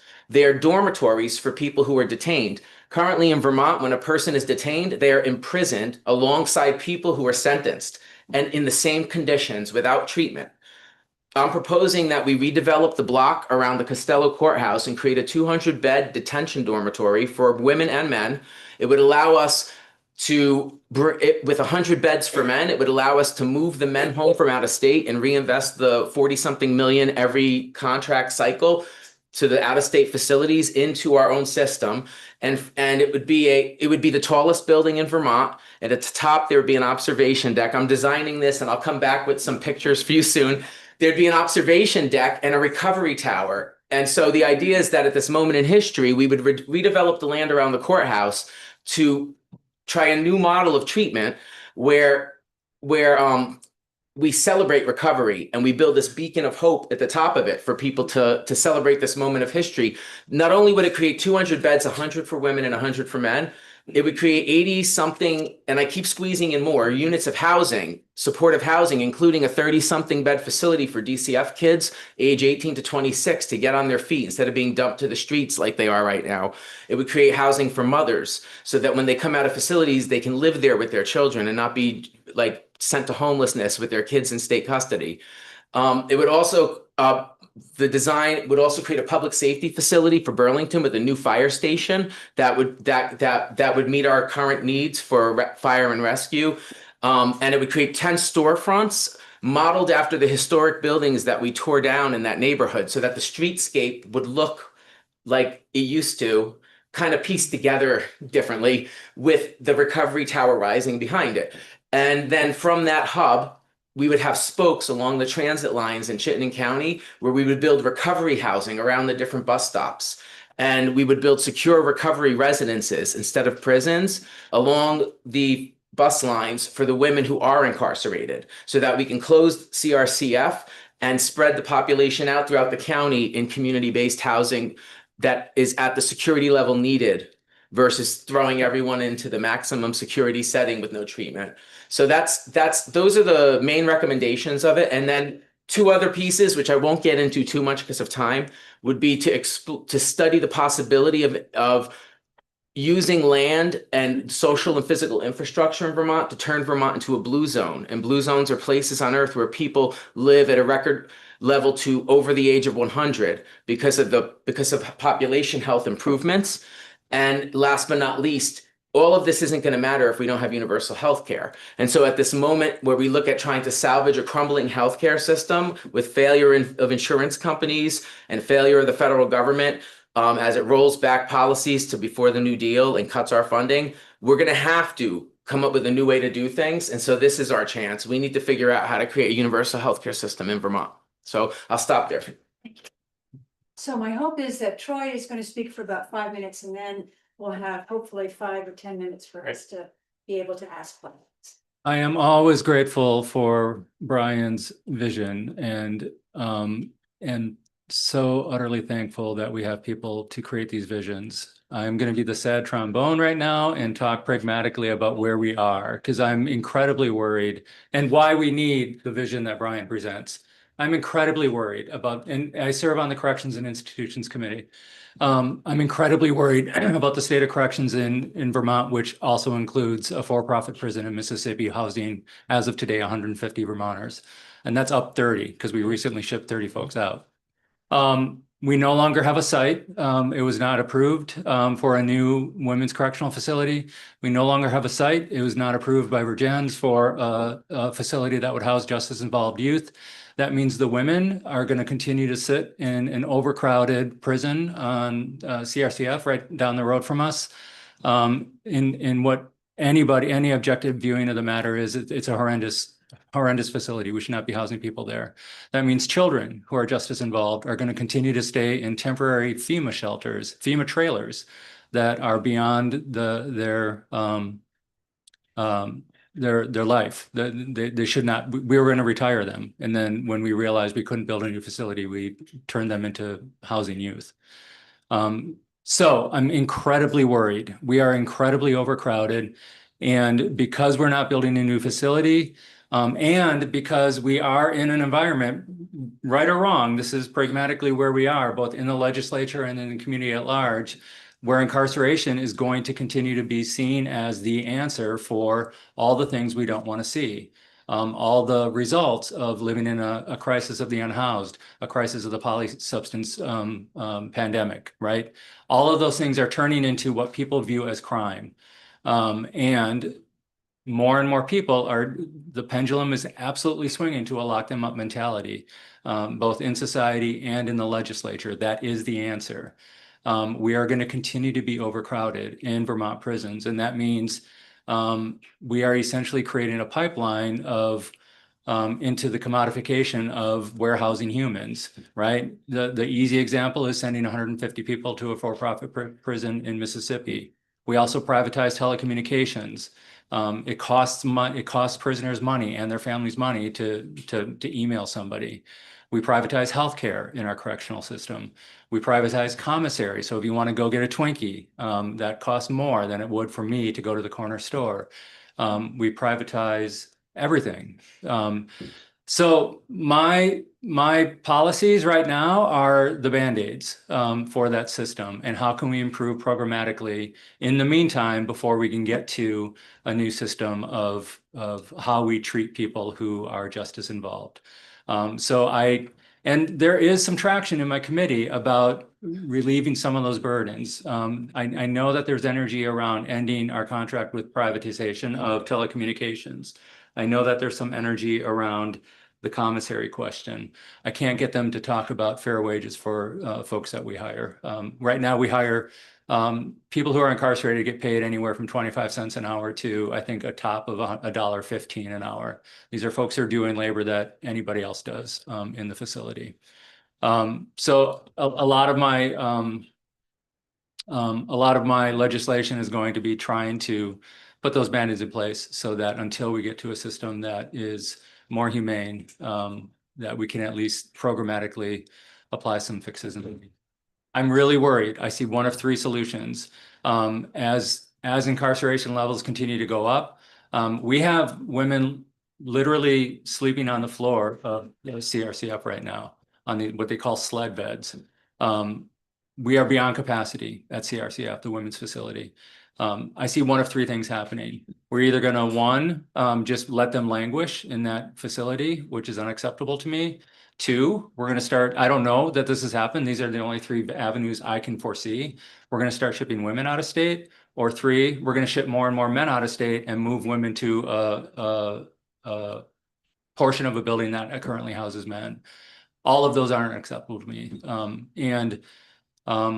The longer we go without giving serious thought to what we build, including Brian's visions, the more opportunity that the private corporations have to build it and serve us, because that's what we're doing in Mississippi right now. So I'm trying to tap the brakes on that. I'm trying to apply some fixes to that. Yeah, I've got some more things, and I'll probably do a post about what my legislative priorities are going forward, but corrections reform is probably number one for me right now. So please feel free to ask Brian and Troy questions that you have about what they've just spoken about, but also this is supposed to be an opportunity for you to be able to register with your representatives issues that you hope that they are also looking at. Yeah, So- please feel free to bring up other things, because we only had 5 minutes, so it was not meant to be limited to that. Peter.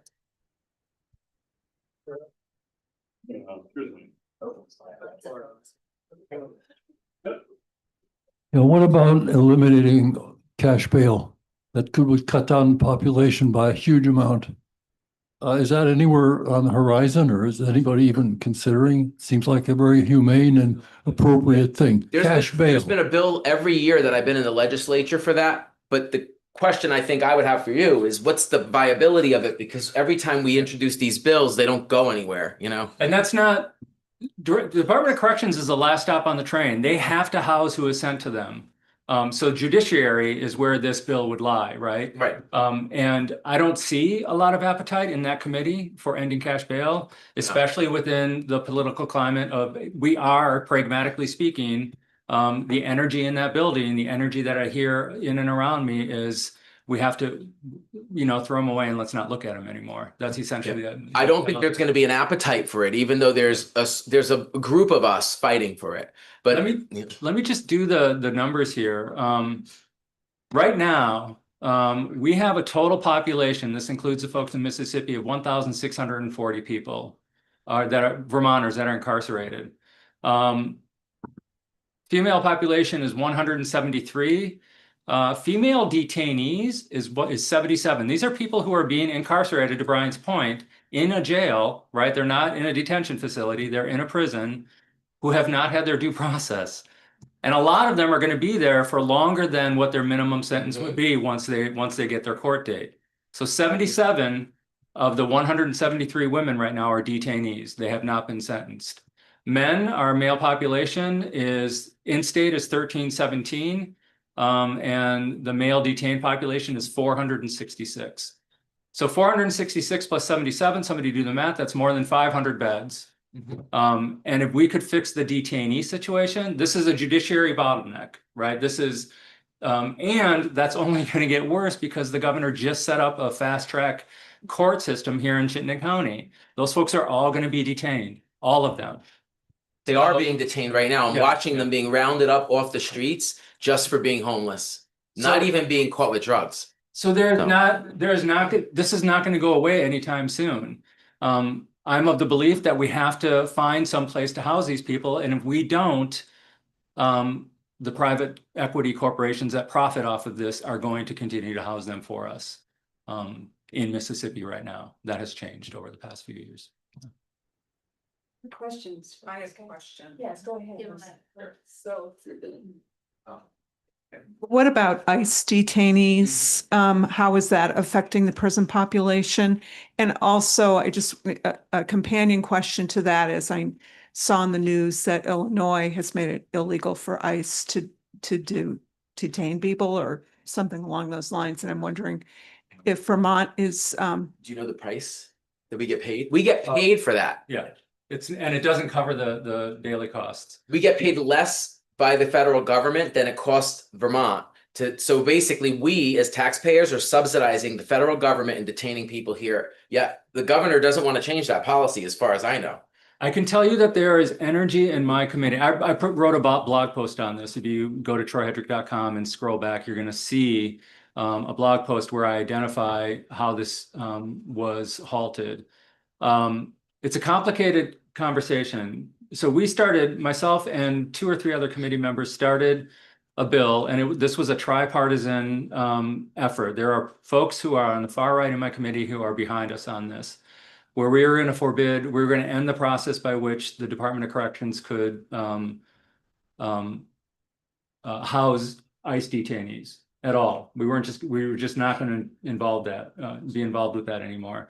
Now there are federal detainees who have committed federal crimes and are going to be tried in Vermont. They should be here, right? This is where their lawyers are. This is probably where the support networks are. ICE detainees are a different conversation. They're still considered federal detainees. However, the advocacy groups that I trust, Vermont Asylum Assistance Project, ACLU, were very interested in keeping ICE detainees in Vermont because, one, we have a more friendly federal court where these folks are going to be eventually tried. And if we can keep them in Vermont, that might be advantageous. And we have an incredibly robust support system for our ICE detainees who can get in there, speak their language with them, get legal representation to them. So the advocacy groups are telling us there might be some benefit to not ending that contract. So that's where it stalled. The unfortunate piece is the Department of Corrections was forbidden from the governor from even talking to us, to our committee about it. And that's what I wrote about. This was middle of the session last year. There's not a lot. 8 or 9 women, perhaps, is a high number on any given day of ICE detainees. We're finding, starting now to ship them out to Louisiana and Texas quicker than what they were doing. So I think that's a question that we're going to have to wrestle with this session. Men, I don't know the numbers. It's probably a little higher than that, 10 to 20 perhaps. But yeah, they're taking up beds, absolutely. And they're in general population. They are with all the other Vermonters, yeah. So do either of you know about the law that Illinois just passed, the state of Illinois, that has to do with making it illegal for ICE to operate? Right. I mean, and Vermont has similar laws where they can't intercept. I don't know the Illinois law. I do know that the contract that Vermont has with ICE was up in August, and we were hoping that it would just quietly go away. It didn't. He re-signed another contract. The governor re-signed another contract. Yeah, so I don't know enough about the Illinois law. Right now, Vermont law enforcement cannot assist ICE. They can't call ICE when they pull over somebody who perhaps may be a migrant themselves. There's not a lot of cooperation between Vermont law enforcement and ICE. There is still cooperation between the Department of Corrections and ICE. I took a note so I can research that law, and maybe next month I could report back, or at the very least email you, Lisa. So I would just urge the legislature to do whatever you can to make it very difficult for ICE to operate in Vermont. Thank you. Other folks, comments or questions, issues you would like them to have on their minds during this session? Yes, Jonathan. Microphone. Brian, I just got to ask you, I thought I heard you say that the Burlington police was arresting people, homeless people, for being on the street. Is that true?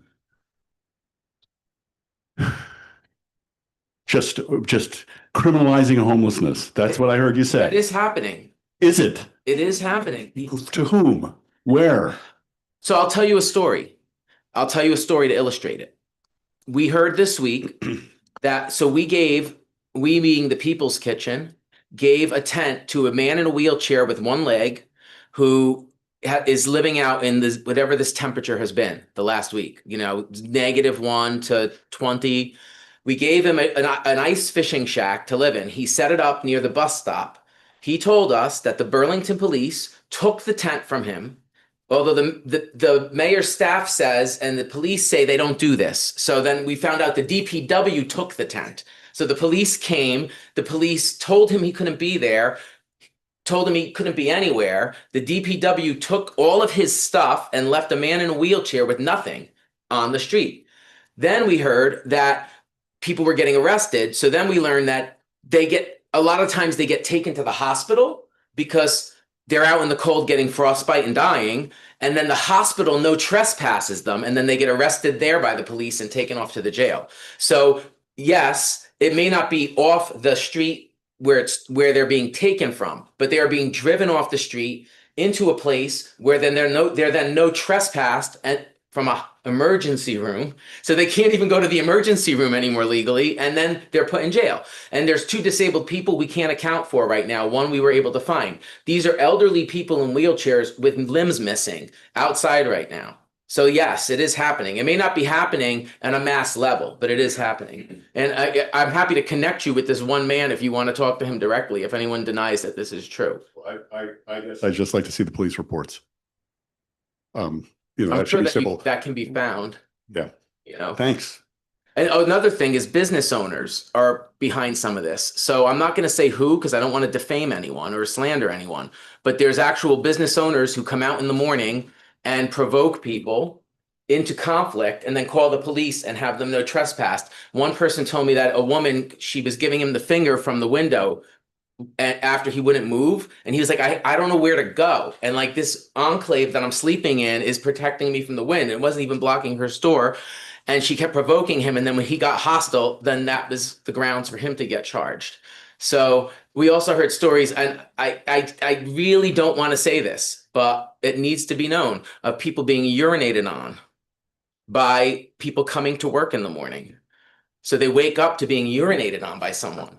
So I know people are frustrated, and the people out there know that they're frustrating people, but we are not giving people a viable option. The city doesn't open the emergency shelter until it's -10. And even that is higher than the state standard. It's absolutely ridiculous. Yeah. So, but I do want to say this. This is a very small portion of business owners. The vast majority of our business owners downtown have been supportive. They are donating things to us. They're showing love. Because this is not, okay, it's a very small portion of our neighbors who are acting out violently, just like it's a very small portion of our unhoused neighbors who are violent. And I got attacked last week by a woman. She smashed me in the head with a vodka bottle for no reason. That has happened to me once in the last year and a half of serving food. So I just want this to be known that the violence shouldn't be getting the attention. We should be celebrating the love in our community, and that's what we should be building on. So, yeah. Other comments or questions? Guys, Catherine, you have a mic. Thank you. Okay, so just help me understand something. First of all, I really appreciate the vision that you put forth. I want you to know that. So what I hear and what I've heard in these meetings is that we had a downtown that was really struggling. There was some chronic crime by a small group of people that caused a lot of negativity in the downtown area, so that, you know, people were not going downtown, all of that. And so I understand that the police department, the mayor asked the police department to step up with City Hall and all of the stuff that was done there. And then finally the mayor and the governor came together and created this temporary court system that was going to, I guess, prosecute these people that were chronically shoplifting and doing all these other things. What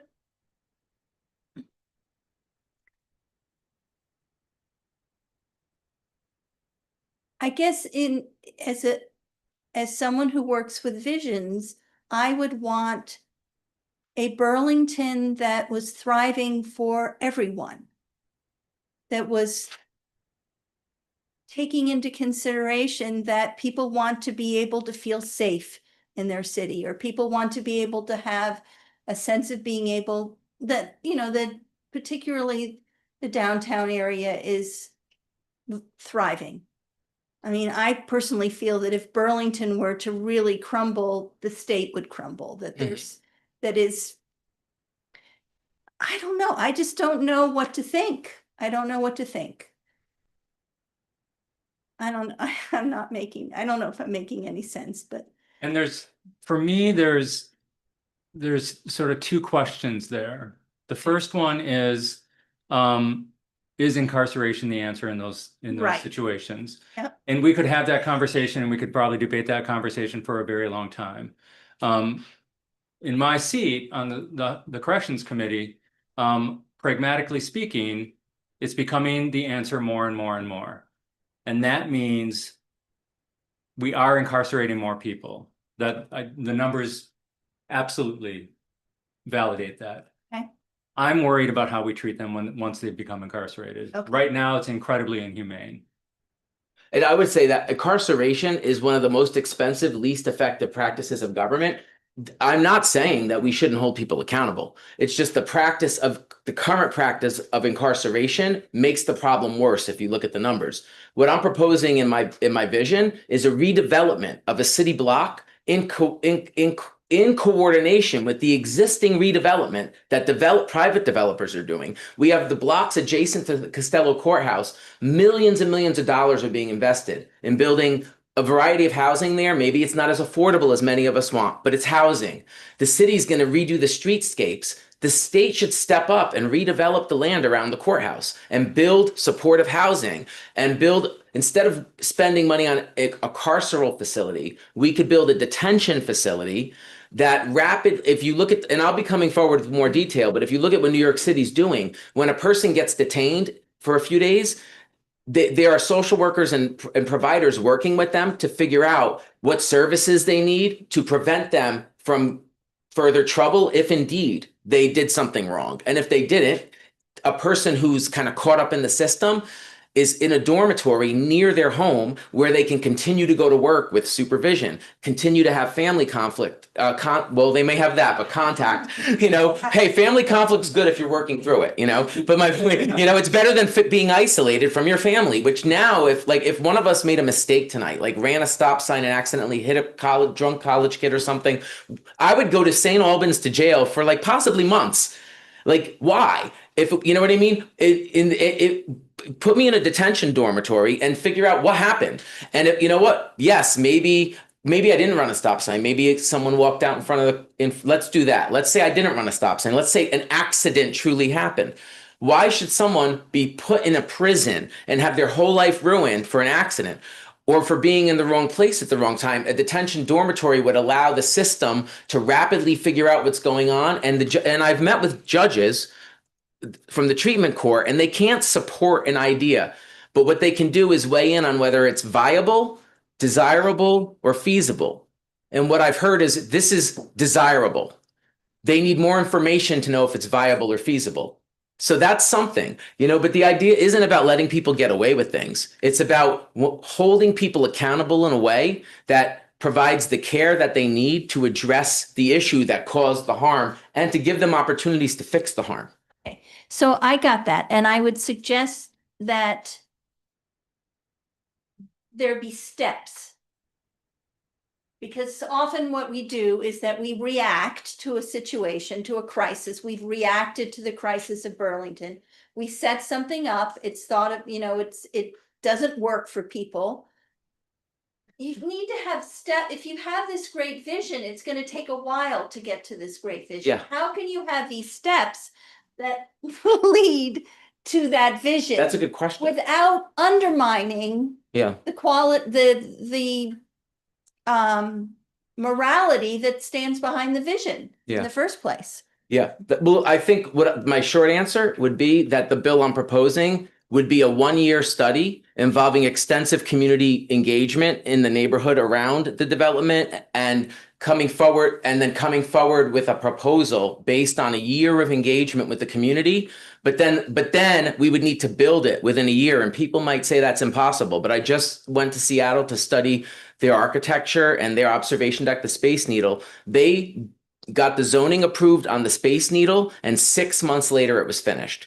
So if you have if you plan things right, if we spend a year properly planning this development, it can be rapidly constructed. So by the time our core civic contract expires, we can move everyone home. You know, but what you said about steps, I think you're right. Like that there needs to be benchmarks, there needs to be a process.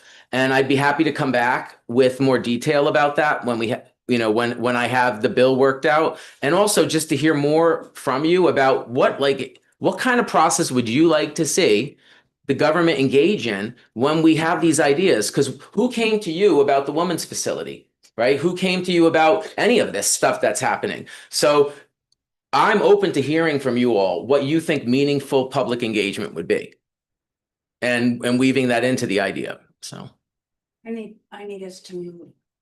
Apologetic for our final presenters. is this the resolution, the apartheid free? Yes. Okay, yes, we need to make sure we leave time for them. Thank you. Thanks. guys.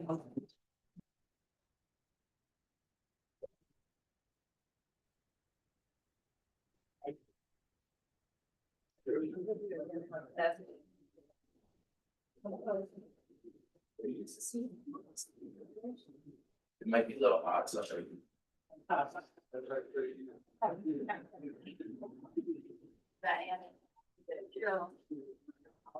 I am just going to quickly start this because we are way beyond time. So I'm Kathy Alwell. I live here on North Prospect, and I'm a member of the Vermont Coalition for Palestinian Liberation. And this is Paul Fleckenstein and Amy Melanovsky, and they will both be presenting tonight. Okay, that's it. All right. Well, I don't want to be thanks. Thanks, Kathy. All right, it's gonna set my clock here. Yeah, so Paul Fleckenstein, I'm part of the Apartheid Free Community Organizing Committee in Burlington, and we've been working to get the Apartheid Free Community pledge on the Burlington ballot. We have 800 signatures on an open letter right now making that demand. We have a few slides. We're going to go through a couple different things. I want to start out stepping back to look at some of the bigger picture that we are looking at right now. The first glaring thing is we have 2 years of Israeli joint US genocide being carried out in Gaza. And we cannot accept a future where this is normalized. Any of the things that we're talking about here, for caring for people, for housing, for healthcare, is not going to be possible in a world where genocide is normalized. The first thing I want to start with is the great contributions that the Palestine movement has made over the past couple years. We've seen a sea change in public opinion in appreciation for the humanity and the dignity of Palestinians. We've also put forward a plausible path, although with challenges, for legitimate, socially just peace in Palestine. We've also provided, I think, valuable insights to how to understand authoritarianism. We have a Christian nationalist regime in the White House right now who has as a model another ethno-state that is Israel. And we've seen in Israel mass incarceration. We have 10,000 political prisoners held in conditions very similar to Alcatraz Alley in Florida. Cages, no health care, no food, no trial. Israel is even under military law housing children like that. I think the contributions include the apartheid-free community pledge that we're going to talk about tonight. And I want to say that there's nothing uniquely controversial around this. There are a number of pro-Israel kind of talking points that seek to misrepresent apartheid-free community. But if you think back at the issues, the social justice issues that the country has dealt with around Jim Crow, abortion rights, and reproductive freedom, and in Vermont, gay marriage and the Black Lives Matter movement, the protests and the seek to change racist and violent policing all of these have been controversial. All of these are social justice issues that movements have addressed over time when politicians, Washington, the state, were not willing to take action. This last thing is that I think the talking points that misrepresent this distract from the core issues about what this is about. So I want to take a few minutes to talk about those core issues and pass it over to Amy to talk about our campaign around free speech. So if you could advance the slide, that would be great. So I want to talk about apartheid and genocide. This is called apartheid-free community. And basically the crime of apartheid, internationally established, is an intent and practice of establishing domination of one racial group over another.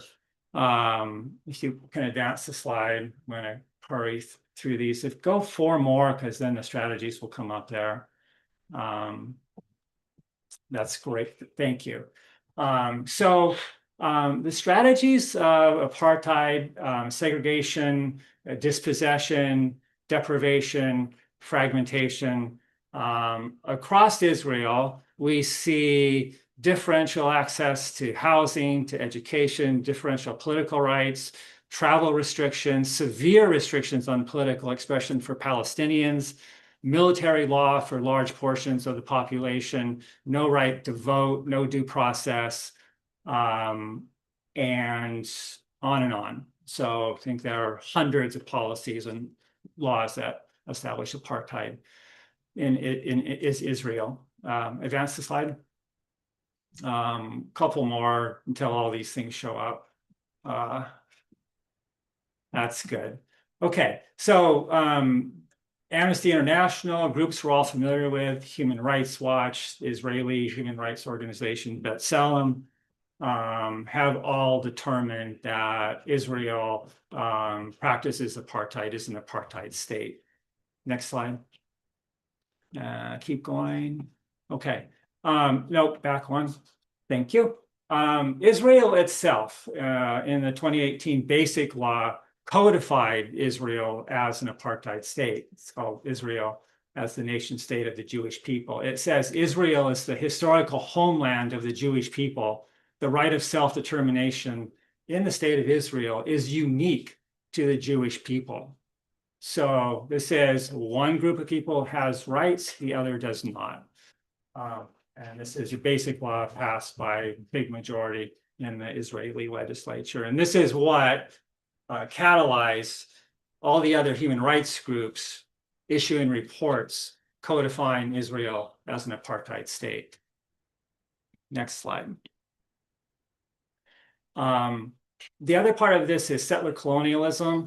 This is part of the Apartheid-Free Community Pledge. Here you can see that nothing started in October of 2023, right? So Zionist colonization of Palestine is a 100-year project, and you can see the declining segments of Palestinian land from 1947 to 2023. Now, half of Gaza is gone from that map. And you can see the time from 67 to 2023, that's the period of the so-called peace process, the two-state solution, and that has actually facilitated further ethnic cleansing in Palestine. Next slide. And I'll wrap up with this one. So genocide is the last one, a deliberate systematic destruction of a group or people. Amnesty International, B'Tselem, Human Rights Watch have all determined that this is genocide, including recently the International Association of Genocide Scholars. So this is what we cannot accept. And I think that's the last one. Go one more. Keep going. Please fill in. Okay, that's it. Awesome. Okay, so thanks, Sarah. I can go ahead. To the next slide. Cool. So the Vermont Coalition for Palestinian Liberation is basically organizations and folks who are working for a free Palestine. Go ahead. Something that I want to really talk about is the fact that Palestine is a local issue. And so there's a number of reasons, but one of them is that our tax dollars are being used to fund death over there rather than fund life here. So you can go to notmytaxdollars.org and you can see an estimate of how much Vermonters and then Burlingtonians are sending in military funding to Israel. And this is just 2024. So when we're talking about like the crisis is happening in our city tonight, it's pretty bananas to be like 27.6 million is going there when it could be, 17,000 households with 1 month's free rent, or 58,000 families with 1 month's free groceries, etc. So if you want to dig into these numbers more, they have their full methodology on the website. Yeah, go ahead. So Palestine's local issue, besides the taxpayer piece, we also know that when we enact and fund hate and violence on like the faraway fringes of our influence, it'll always boomerang back to us. And we felt that in 2023 when 3 Palestinian students were shot in our own streets. Let's go ahead. So in 2022, the American Friends and Service Committee, which is a Quaker organization, initiated a pledge which now has been adopted all over the world. And I won't read the whole pledge, but you can see it on the little trifold. I will just highlight, it specifically calls out opposing all forms of racism, bigotry, discrimination, and oppression. And it's pledging to join others in working to end all support to Israel's apartheid regime, settler colonialism, and military occupation. So this has been adopted all over the world. You can go to the next slide. And in Vermont, we now have over 50 communities that have adopted this pledge, including 5 towns last town meeting day for 2025. And in fact, 9 towns actually allowed the pledge to be put towards the voters, whether it was on the ballot or whether it was like on the floor and it was raised.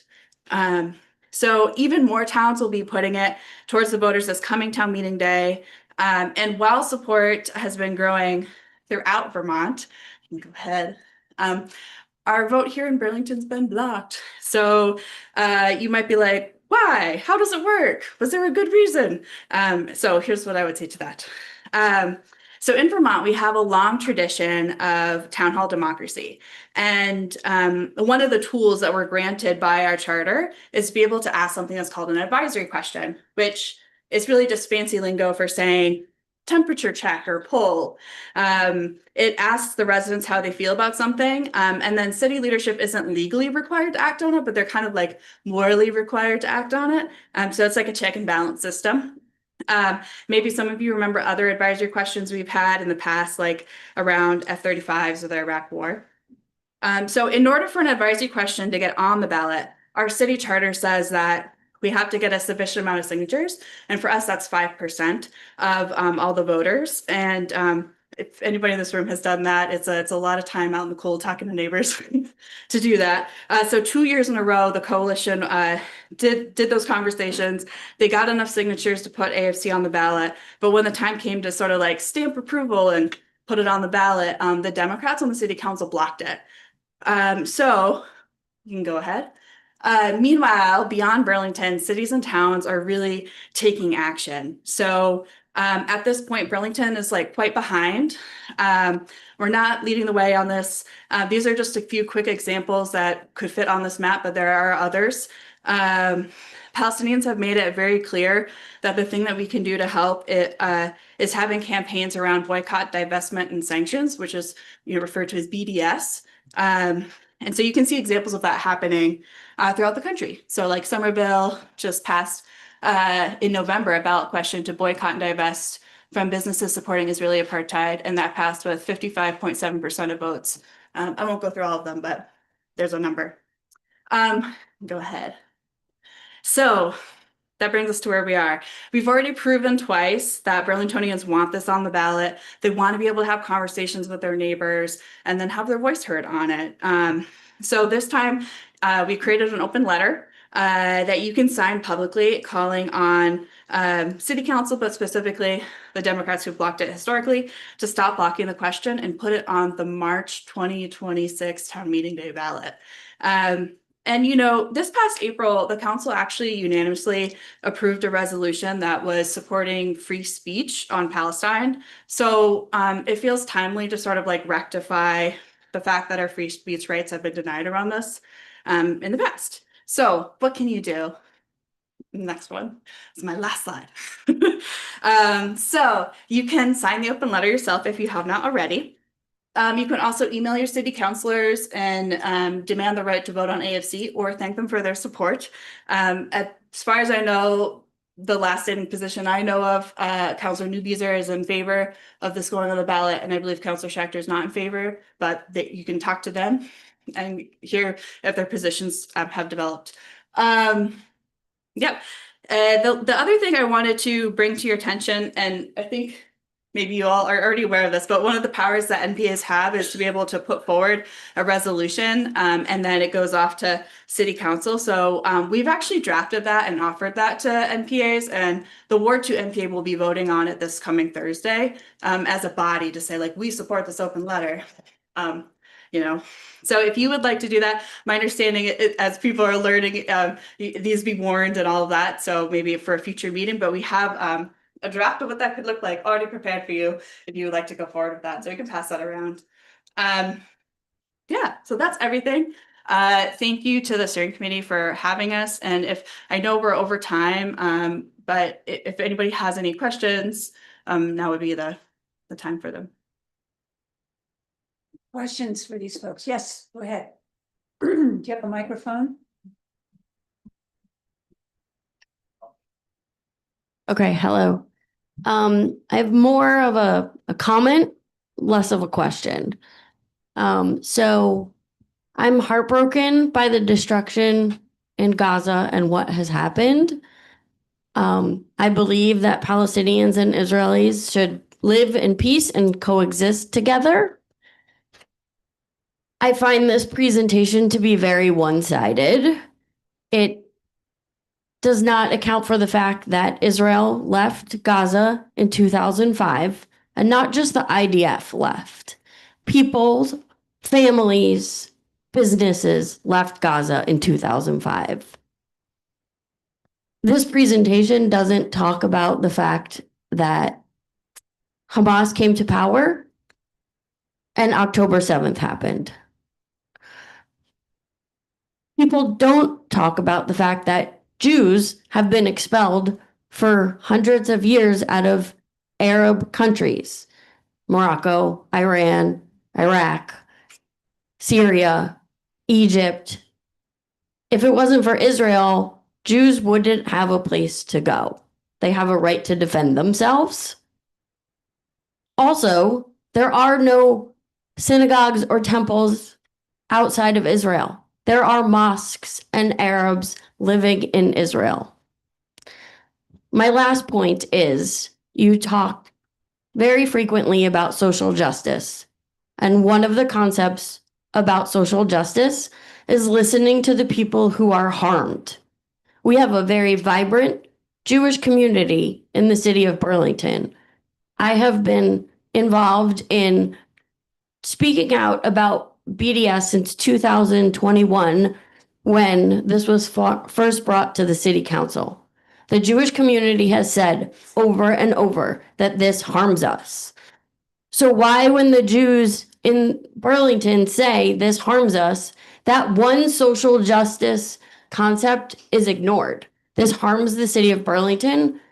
I strongly encourage the NPA to not sign this resolution. Thank you. Other comments or questions?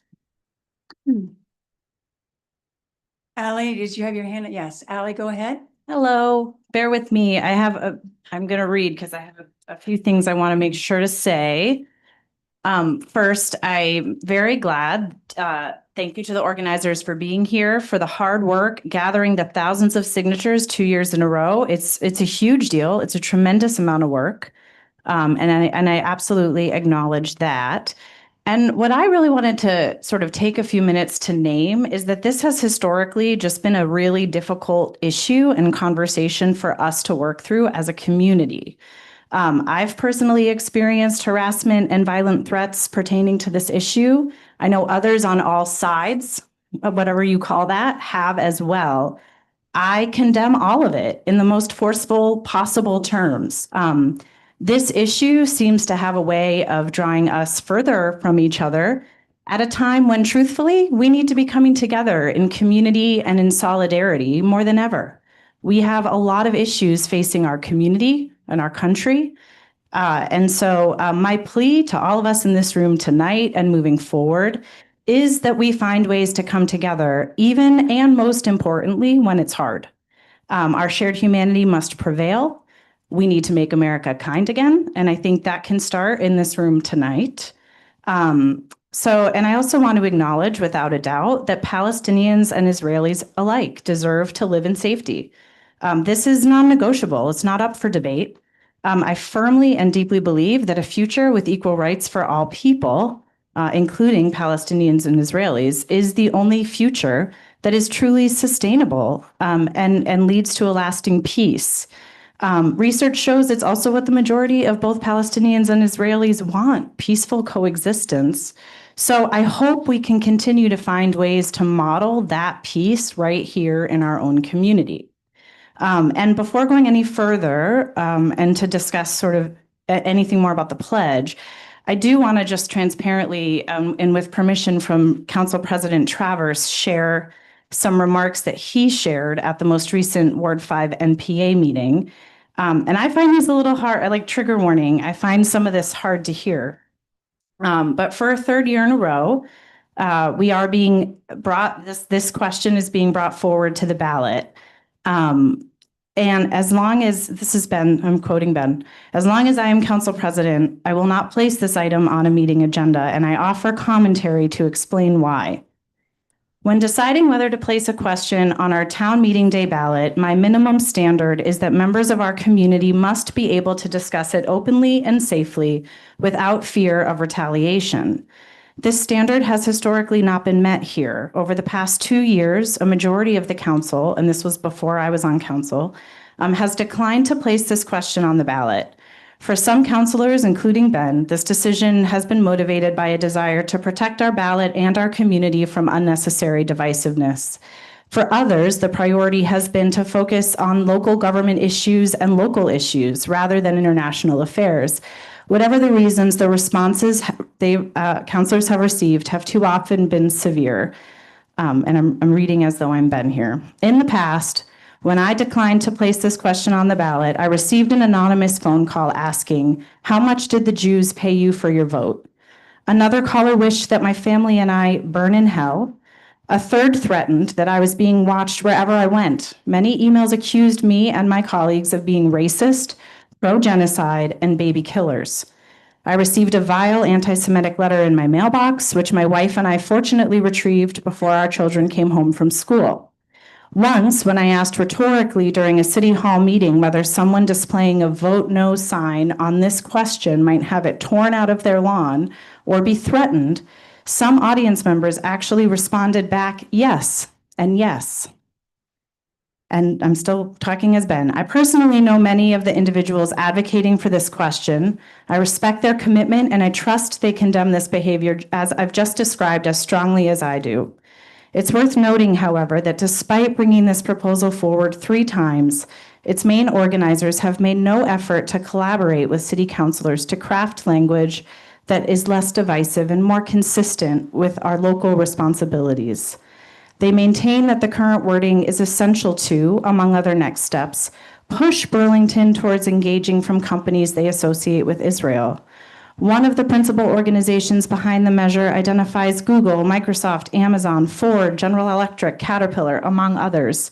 And even if one viewed boycotting these companies as a noble objective, the practical consequences for our city would be immense. Burlington depends on many of these companies for core services and infrastructure. Such an action would have little tangible influence on international policy, yet could inflict real harm on our residents, workers, and institutions. I remain committed to fostering dialogue, empathy, and education around the Israeli-Palestinian conflict. But our ballot is not the proper venue for that discussion. My duty as council president is to protect the integrity of our local democracy and the well-being of everyone who calls Burlington home. So now, switching back over to being Ally, I want to end with a message from our Congresswoman Becca Balint. Some of you may have heard me say this on the campaign trail. In a 2021 campaign ad, which I find deeply inspiring and turn to often, especially now as a public official and an elected official, that change is only possible when we turn toward each other. So rather than turning away from each other and lobbing horrific accusations at one another, I want us to consider taking this opportunity to flex the muscle of turning towards each other, to finding common ground, to moving productively through painful and difficult topics. I'm always open to dialogue. I invite you all to reach out to me anytime to discuss this issue or anything else. I think we have an opportunity here to recommit to engaging with one another with kindness and respect, and I hope we don't let it slip through our fingers. So regardless of how this plays out on the council level, that is the message I implore all of us to walk away with tonight. Thank you. Thank you, Ally. Was there any comment from the panel? Go ahead. I was just pointing out. Yeah. Paul? I heard Ben's letter in Ward 5. I think there are a lot of problems and misrepresentations in it. One of the things to step back is to realize that the Democrats on the city council even voted against a ceasefire resolution. So it's not just this. And I think you can think of an alternative explanation that there have so far opposed anything that's critical of Israel. Okay. So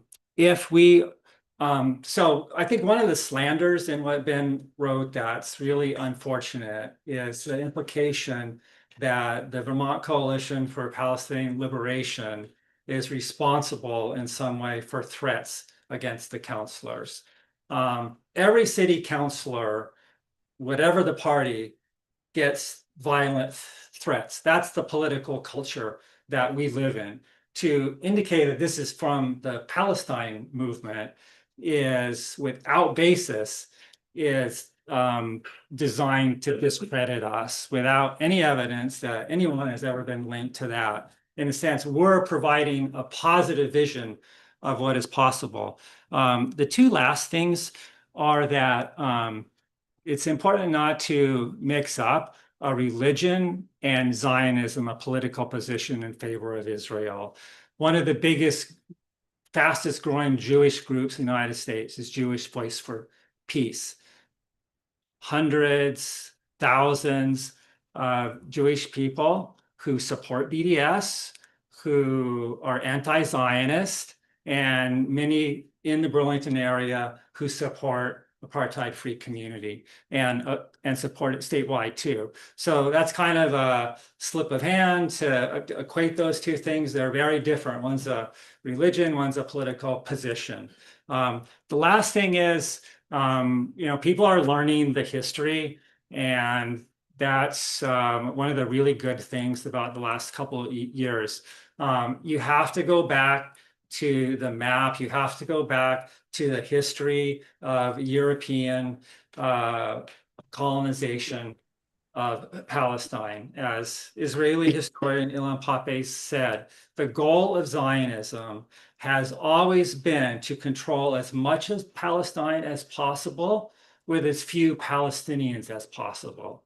So you have to understand the swath of things that Palestinians have been excluded, ethnically cleansed, now genocide from almost all of historical Palestine, where they're the indigenous people. So that's a beginning place. If there's going to be justice, if there's going to be resolution, you can't just say everyone can be equal in Israel. That's not the way Israel is defined. It's not the way the US is operating in funding and arming and supporting what we've seen now over the past 2 years. So it's a problem for the United States, and it's a problem for Israel, and Palestinians want that opportunity for democracy and freedom in their homeland, right? So that's not what's happening. So I think we're trying to offer a way out of this, and that's the Apartheid-Free Community Campaign. Thank you, Paul. Other comments or questions? Let's go ahead, Brian. I have a question and I don't expect it answered tonight, but it would be helpful to understand in the history of Burlington, how many times the city council has stopped a ballot item that has met the threshold that's advisory. Because I recall them doing it with a charter change, and I disagreed, but I understand it a little more with a charter change. But with an advisory item, I'm curious. And then the other thing is, I'm curious if anyone has ever tried to bring an alternative resolution forward, like one calling for peace using language that unifies people. And I also wanted to just acknowledge that Councilor Schachter is not lying, because we've met and we have a good relationship, and I truly believe that you're interested in turning towards others, and I just want to acknowledge that. Because I support this resolution and I disagree with the council's decision, but I think we need to keep turning towards each other and we need to find a way forward together. So I want to acknowledge that too. Thank you. Do you have a question or a comment? Yeah. Thank you, Brian. I wanted to say the exact same thing, and I think nobody, I mean, I don't know who's saying these things to Ben. I'm certainly no, it's not this group.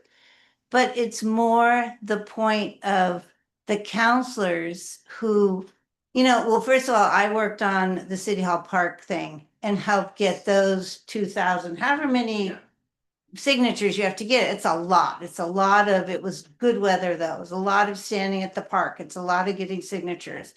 And the counselors wouldn't do it. I mean, just put it on the ballot for us. We did all the work. And I think with this group, this will be the third time they've tried.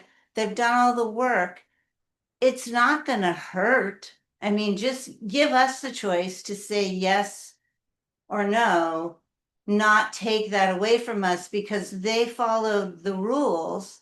We followed the rules for City Hall Park. Brian's talking about the charter change. I think that's what's really frustrating, more than even what it's about. Anyway, that's my opinion. Thanks. Thanks, Karen. Thank you. Any other comments or questions? There's someone online. So, Hello? hi, Daniel. Yes. Would you go ahead and make your comment? Hi, my name is Daniel Goldstein. I live on Loomis Street. I think that one of the most important things to understand when informing yourself on this side of the,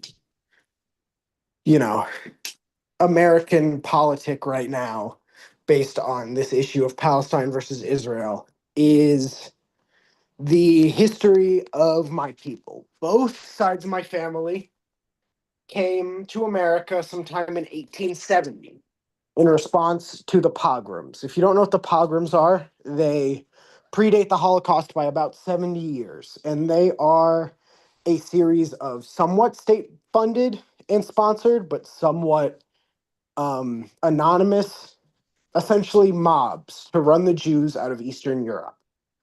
What then followed, obviously, was the Holocaust, which I'm sure everyone is familiar with. The exodus of Jews from the Middle East only happened prior to the establishment of the State of Israel, after the expulsion of a few million Palestinians in what is known as the Nabka. The idea that Islamic anti-Semitism exists in anywhere the same sphere as the very old, very prevalent European anti-Semitism is one of the most common myths I see that misrepresents my people's history, and sort of obfuscates the issue between Israelis and Arabs. Palestinians, Iranians, Afghanistan, Lebanon, all of these places that sometimes get flack for being anti-Semitic, have not done it to the extent or to the reasoning that white Europeans did in the 20th century, and in some sense continue. So I do not know who wrote those letters to Ben, but I think that that often informs the view of people who think my people control the government, control the economy. Most often, it is not Arabic. It just historically has not come from them. And they are not the ones that continue that stereotype. Do with that information what you will. Thank you, Daniel, very, very much. Out of respect for your time, thank you all so much for staying beyond. Okay, Jason. Is there a mic over there for Jason? Yeah, so I understand this is a very, divisive issue, but I just wanted to make the comment that I have friends and family that are Jewish, and they live in this community, in this ward, and they've been made to feel very uncomfortable many times and feel unsafe. And so to say that you should expect that because you're an elected official, or that's why it's happening, that's a misrepresentation. And so, you have mentioned about all these misrepresentations. I found some stuff there misrepresented. It's a very complicated issue. And you put up a lot of things that you say were for equity and freedom or whatever, but in the end, it just blames Israel. And you don't mention any other place in the world where this is happening. You don't, do that. It's a focus directly on Israel. And we have a synagogue right across the street in a Jewish community here. And it impacts them directly when you do this. Now, if it was all civil conversation, I'd be for it, but in reality, that's not what's happened. So that's my thoughts, I just want to say. Kathy, could you use a mic? It is also directed at our own country and what they are doing in this. This is not just at Israel. It is the United States and what the US imperialism has done in many other countries, as well as our own. We haven't dealt with what we did to the Native Americans, what we did during Jim Crow. That is all. And I think that we need to be looking at ourselves as well, because we're over there. We're the ones giving them the money to do this, and they have a fascist sitting in their head just as we do here. So this is not saying only Jews, and that's what bothers me. There is not one grain of me that is anti-Semitic, and it never has been. But when I ran, that's what I heard here, was because I was running and thought that we should do something about Palestine, that I was anti-Semitic. And I've heard it from many people, Jewish people that I have long been friends with, totally wanted nothing more to do with me. So, it works on both sides of this. And I'm sorry, I do think what's going on over there is total apartheid. I went to school in Germany with 15 Black students that had been kind of taken out of South Africa because they were working on South African anti-apartheid. And there is no difference. My son was just in Palestine. He watched a 12-year-old be taken out of the streets by the military just because they were in that village that day and came through and picked up a 12-year-old. He wasn't doing anything. He just happened to be out on the streets.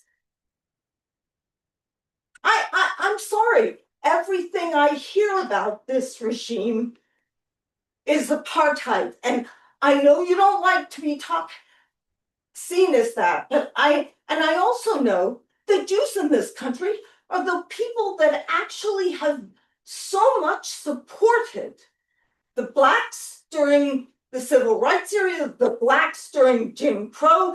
It was Jewish professors that went down south, because I grew up in North Carolina in the 50s. And it was Jewish professors that went down to the South so that those university or colleges could be started and opened. And so, you know, there is a problem here. I have nothing against Jews, but I have something against the state of Israel and what they have been doing. That is genocide, it's apartheid, it is all three of the things. And at some point, I hope that the Jews here can also have that discussion and be critical about what's going on. I'm not saying that the Jews should not have a place to be and call their own. I lived in Germany in the 70s. I know exactly what they went through in the Holocaust.